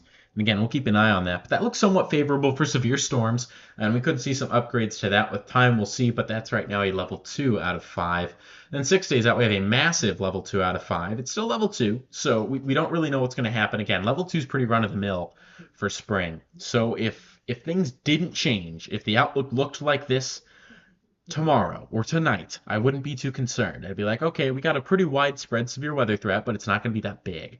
However, this is 6 days out, and the fact they have confidence to issue this big of an area 6 days out means that there's a real possibility of some significant severe weather occurring here. There could be a pretty big severe weather outbreak that accompanies this. So this includes some big cities.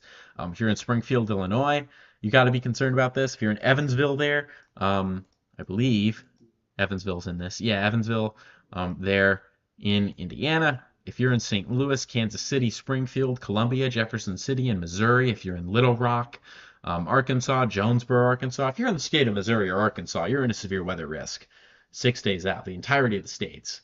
That's pretty insane to me. If you're in Oklahoma City, you're just outside of this. Tulsa's in the risk. Dallas, Fort Worth is in the risk. Shreveport's in the risk. Just north of Jackson is in the risk. Memphis, I think I mentioned Memphis, maybe not, in that severe weather risk as well. Nashville just outside of it. Paducah within that severe weather risk too. So pretty big time risk for severe weather here as we go on. I do need to mention now a tornado warning is currently in place. Wilcox County in Alabama. This is along the line. You'll notice here some rather robust rotation.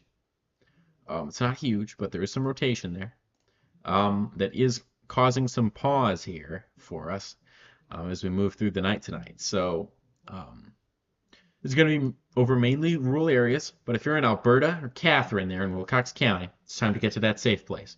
So if you're in Consul, this thing's near you. But yeah, if you're within Wilcox County here, you're in a tornado warning until 9:15 Central.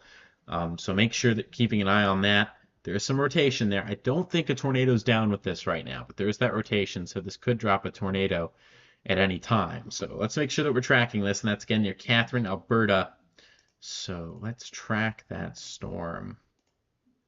And you can see here, this thing's making pretty much due east movement. And if we take a look at that, it's pretty good. And there is an inflow surge there, so if this did want to drop a tornado, it could do it relatively soon. If I'm in Catherine, I'm in my safe place. This thing's going right over Catherine, Alberta. And then if I'm farther ahead of this near places like Sardis, if I'm in Haynesville, I'm just saying, y'all watch out. Make sure that you're keeping an eye on this. If I'm in Montgomery, I'm also watching out. Now for two reasons. We've got the supercell here. It's not warned right now, but it could be at any time. We've got that tornado warning storm way off to the west. Just keep an eye on it as this line moves through. Anyone that could be in this line, you guys basically in the enhanced and moderate risk need to be watching out as this continues to move through. Let's real quickly check in on the severe thunderstorm impacting Atlanta right now. In Atlanta, yeah, you just got the hail core of this thing. Eek. We'll see what the news out of Atlanta looks like after that. That looked pretty gnarly. However, the radars just indicated that the size is going down, so it's just below quarter size now. So that's good news for the city of Atlanta. It looks like they got out of the peak of this. So we'll see what ends up happening there. But again, we're seeing a substantiated severe thunderstorm there. And that hail threat remains rather substantiated as the night goes on. Hence why you do have a severe thunderstorm warning. Currently quoting golf ball sized hail. We had tennis balls earlier, baseballs earlier being quoted, even 3-inch in diameter hail from the National Weather Service. So we'll see what ends up happening here. But yeah, if I'm in Atlanta, I'm in my safe place right now. And if I am in Catherine, if I am in Alberta, there in Alabama, also in my safe place, as that tornado warned storm continues to move through. If anyone in the chat has any questions, comments, concerns, please feel free to ask them. I'll be more than glad to answer. If you also have more things just to say, just a conversation you want to start about anything, that can also happen here. But yeah, we're probably getting into the closing minutes of this stream here, assuming things continue to go the way they're going. So we'll see. It really depends on this supercell. If that supercell gets going here, then yeah, I'll stay on the air for this thing. I might want to stay in the air as this moves through Montgomery, maybe over the next hour or so. But we'll see. But just leave comments if you have any comments, questions, concerns, anything like that. Please feel free to ask, and again, I'll be more than glad to answer them. So there we are. I do want to remind everyone, the severe weather risk it's kind of the big headline maker. However, it is not the biggest risk tonight. Not even close. The biggest risk tonight has nothing to do with that. It has everything to do with flooding. So here it is. High risk of excessive rainfall stretching from around Montgomery and Clanton all the way into around Yunton and Macon. If you're in Atlanta, you're in a moderate risk, and you're getting some pretty heavy rain and hail right now. Greensboro, Meridian, Camden, just south of Birmingham, all within a moderate risk as well for flash flooding. So make sure you have your flood plans in place tonight if you're within that general region as well. I know the severe weather is the headline maker, but you can see the heavy rain that this is producing. That's going to be a problem. So we're going to continue to keep an eye on that. Good news is we have marginal risk tomorrow, so the risk looks pretty minimal for flash flooding tomorrow, but tonight, no, it's a big time risk. So Montgomery's kind of the city here under the gun in the near term, and Atlanta is another city here under the gun. Macon also under the gun. So those are kind of the three cities. Birmingham, you've got the flood threat, but if you're in Montgomery, Macon, or Atlanta, you've got both the severe and flood threats still to deal with yet. If I'm in Birmingham, I'm pretty much out of the severe threat now. The biggest severe threat is going to be within this region right here. That's kind of where I suspect our biggest severe risk is going to end up being. If we take a look at the SPC outlook, it's somewhat similar. They have it placed a bit farther south, but still, you get the idea.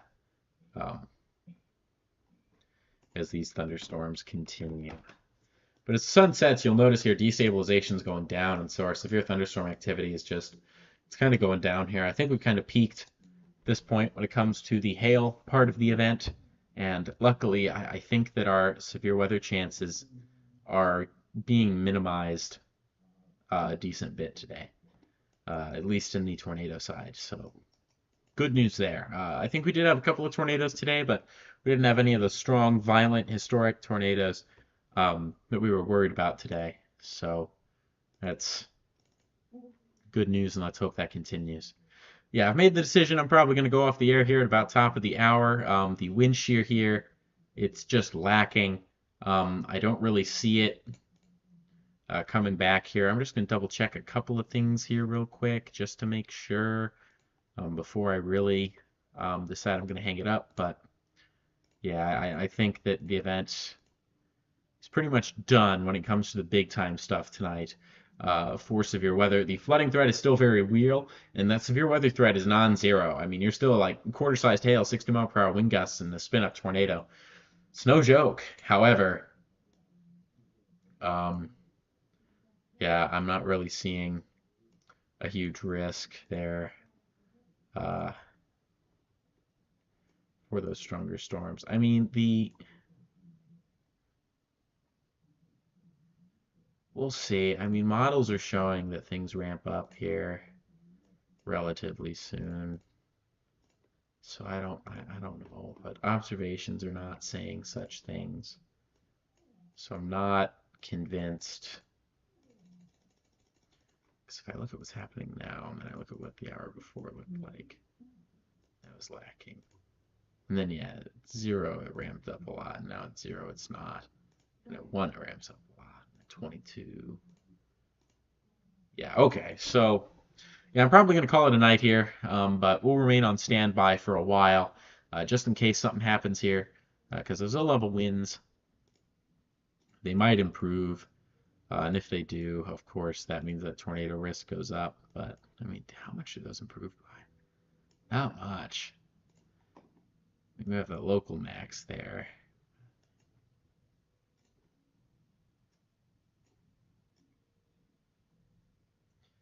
Yeah, I'm not expecting too much in terms of a robust low-level jet being able to produce tornadoes tonight. So we're going to call it a night here at top of the hour. So if you have any questions, comments, concerns, anything like that, please feel free to ask them. But yeah, I mean, we just got 10 minutes remaining here. And the major things to talk about right now, got a few things. So we've got that tornado warning that remains in place there for Catherine, Alberta. This couplet is pretty much in the severe thunderstorm warning now. That's for 60-mile-per-hour wind gusts, penny-sized hail, and a possible tornado. So if I'm in Selma, Summit West, Summit, and this is all in Alabama, and this is within Dallas County. But if I'm in central Alabama there near Selma or Orville, keeping an eye on that. Keeping an eye on that. If I'm in Montgomery, I'd be keeping an eye on this thing. It looks much, much weaker than it did, and it looks like it's kind of starting to die off, but still, there's a real possibility that it could come back. So we'll see. Then as we move up into Atlanta, you'll notice there the severe thunderstorm It does have about 1.1 inch hail according to the radar product, and according to the Weather Service, ping pong ball sized hail, 60-mile-per-hour wind gusts. That's the claim right now there in the city of Atlanta. So that's 1.5 inch hail, 60-mile-per-hour wind gusts. That's moved through Decatur now as well. The worst of that's near North Atlanta, Shambles, Tucker, areas like that. Excuse me, areas like that.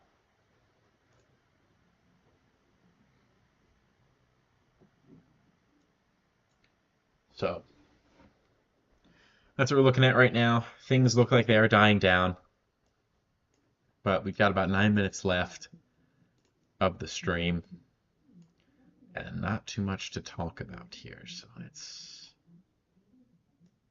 see here. Yeah, the event is just not performing the way it was initially expected to at all. So, yeah, we're definitely going to call it a night here. I think that it's pretty safe to say that our odds of any huge tornadoes gone down considerably. It's not zero, but it's gone down enough that I don't think we're going to see much of that tonight. Uh, yeah, I mean, I'm just trying to take a look at what the projections are for this, and I don't see it. So we'll see. Um, but yeah, I think our best shot of that we're watching kind of crumble right now near Montgomery. And on the southern end of things, I'm not seeing that discrete mode that you'd want to see. I'm seeing a bit of rotation there, but unless something kind of discrete fires down here, which I doubt it will, I'm not overly convinced. Unless some of these can get going, I'm really not convinced that we're going to get much of a tornado threat tonight. So that's what I'm thinking right now. I think that this event has underperformed a bit, which is good. But as we head into the overnight hours, the event is not over. If I'm in Georgia, still some big hailers are possible. Some bigger tornadoes are even a possibility here as that wind ramps up a little bit, but it's not looking that favorable for severe thunderstorms. So, or at least tornadic thunderstorms. So we'll see what happens there. Severe thunderstorms, yes. Tornadic thunderstorms, not so much.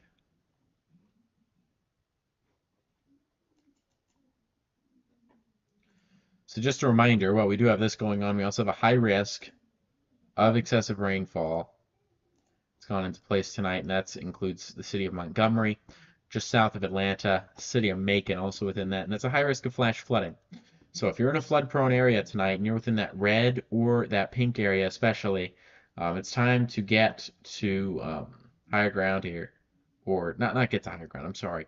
It's time to make a plan in case you need to get to higher ground. So, dangerous situation could be unfolding tonight. This flash flood warnings are likely going to be issued around this region. Flooding is likely. 80% of flash flooding damages occur within high risks. We have one today, so I'd be keeping an eye on that. And we do have that one flash flood warning there in Mississippi. Expires in 20 minutes time, but we have more storms moving into that area. So if you're in Scott or Smith counties, you're still in the flash flood warning until 9:15, and you're about to get some more rain there. So just to kind of put things into perspective, our first tornado watch over here in Mississippi ends around 11 o'clock, and that is unlikely to produce much more in terms of severe weather, maybe some isolated severe storms. Our big watches last until 1 a.m. Central, 2 a.m. Eastern, there in the states of Alabama and Georgia, including Birmingham and Montgomery and Atlanta, not Atlanta, in Alabama, and then Atlanta and Macon in Georgia. So that's what we're looking at there in terms of the severe weather and tornado threats. But yeah, after 1 a.m., things look like they're going to calm down a bit. However, new watches may be needed in these watches placed. So let's take a look at a couple of things. First of all, our tornado warned storm, the rotation is completely out of it now. That's the good news.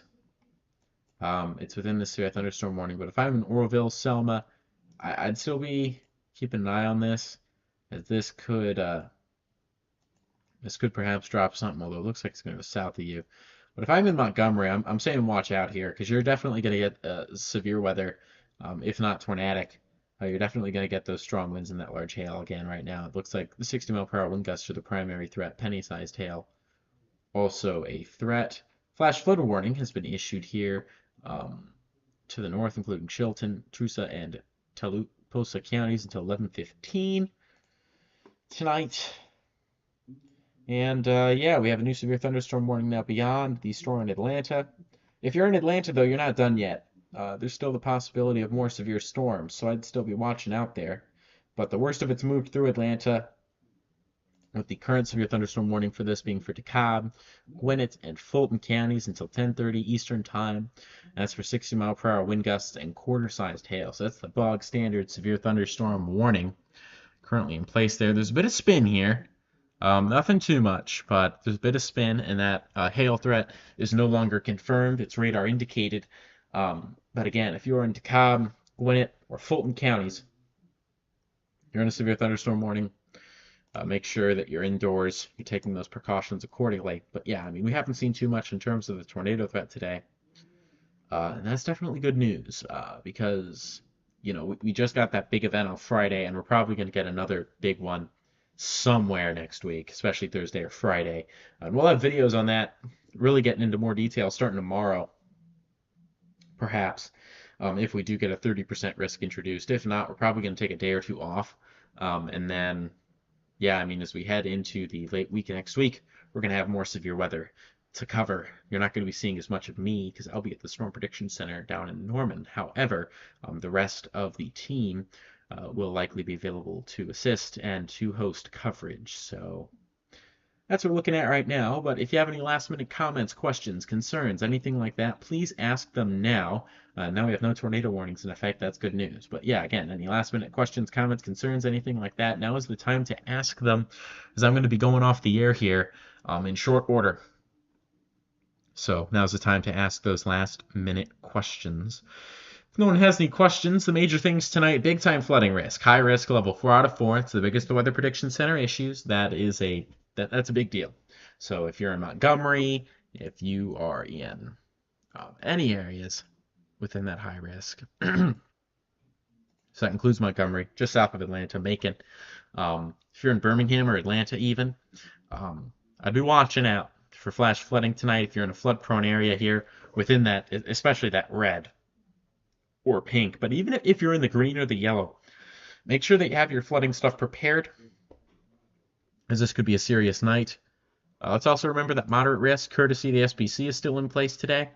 That's a level 4 out of 5. That's no joke. So make sure that you're staying weather aware. They still see there being a possibility of some strong to severe storms today. So we want to make sure that we're taking them at their word, because the SPC, those are the officials, those are the well-practiced professionals. And finally, before we go, one last note. Looks like we have quite the supercell here in South Carolina. We'll just real quickly take a look at that. I won't go off the air here, but we have a supercell in South Carolina with some spin to it. What's that? Okay, that's just inflow. I thought that might have been a tornado signature. It's not, but if you're in Edgefield, Lexington, Aiken, or Saluda counties, you're in a severe thunderstorm warning for 60-mile-per-hour wind gusts and nickel-sized hail until 10:30 Eastern. Well, with that being said, thank you all so much for watching. I hope that this stream was enjoyable. If you have any questions, comments, concerns, you can go to our Discord server, link in the description, to find out more about that. You can also go to our video on a recap of the event that just happened last Friday. And you can support us that way by viewing that video. And then there's a link in the description to the American Red Cross, who has a campaign right now for you to donate to, so that way you can help the victims of the tornadoes that hit Mississippi on Friday. So that's a Rolling Fork, areas like that. And this is starting to look like it could produce a brief tornado. But regardless of that, we're going to be going off the air here. No tornado warnings currently in place. The severe weather threat looks like it has not materialized as badly as it could have, which is good news, but still some big hailers today. And again, overnight, the flooding and severe weather threats remain, so be sure to stay weather aware. Thank you so much for watching. We will see you next time.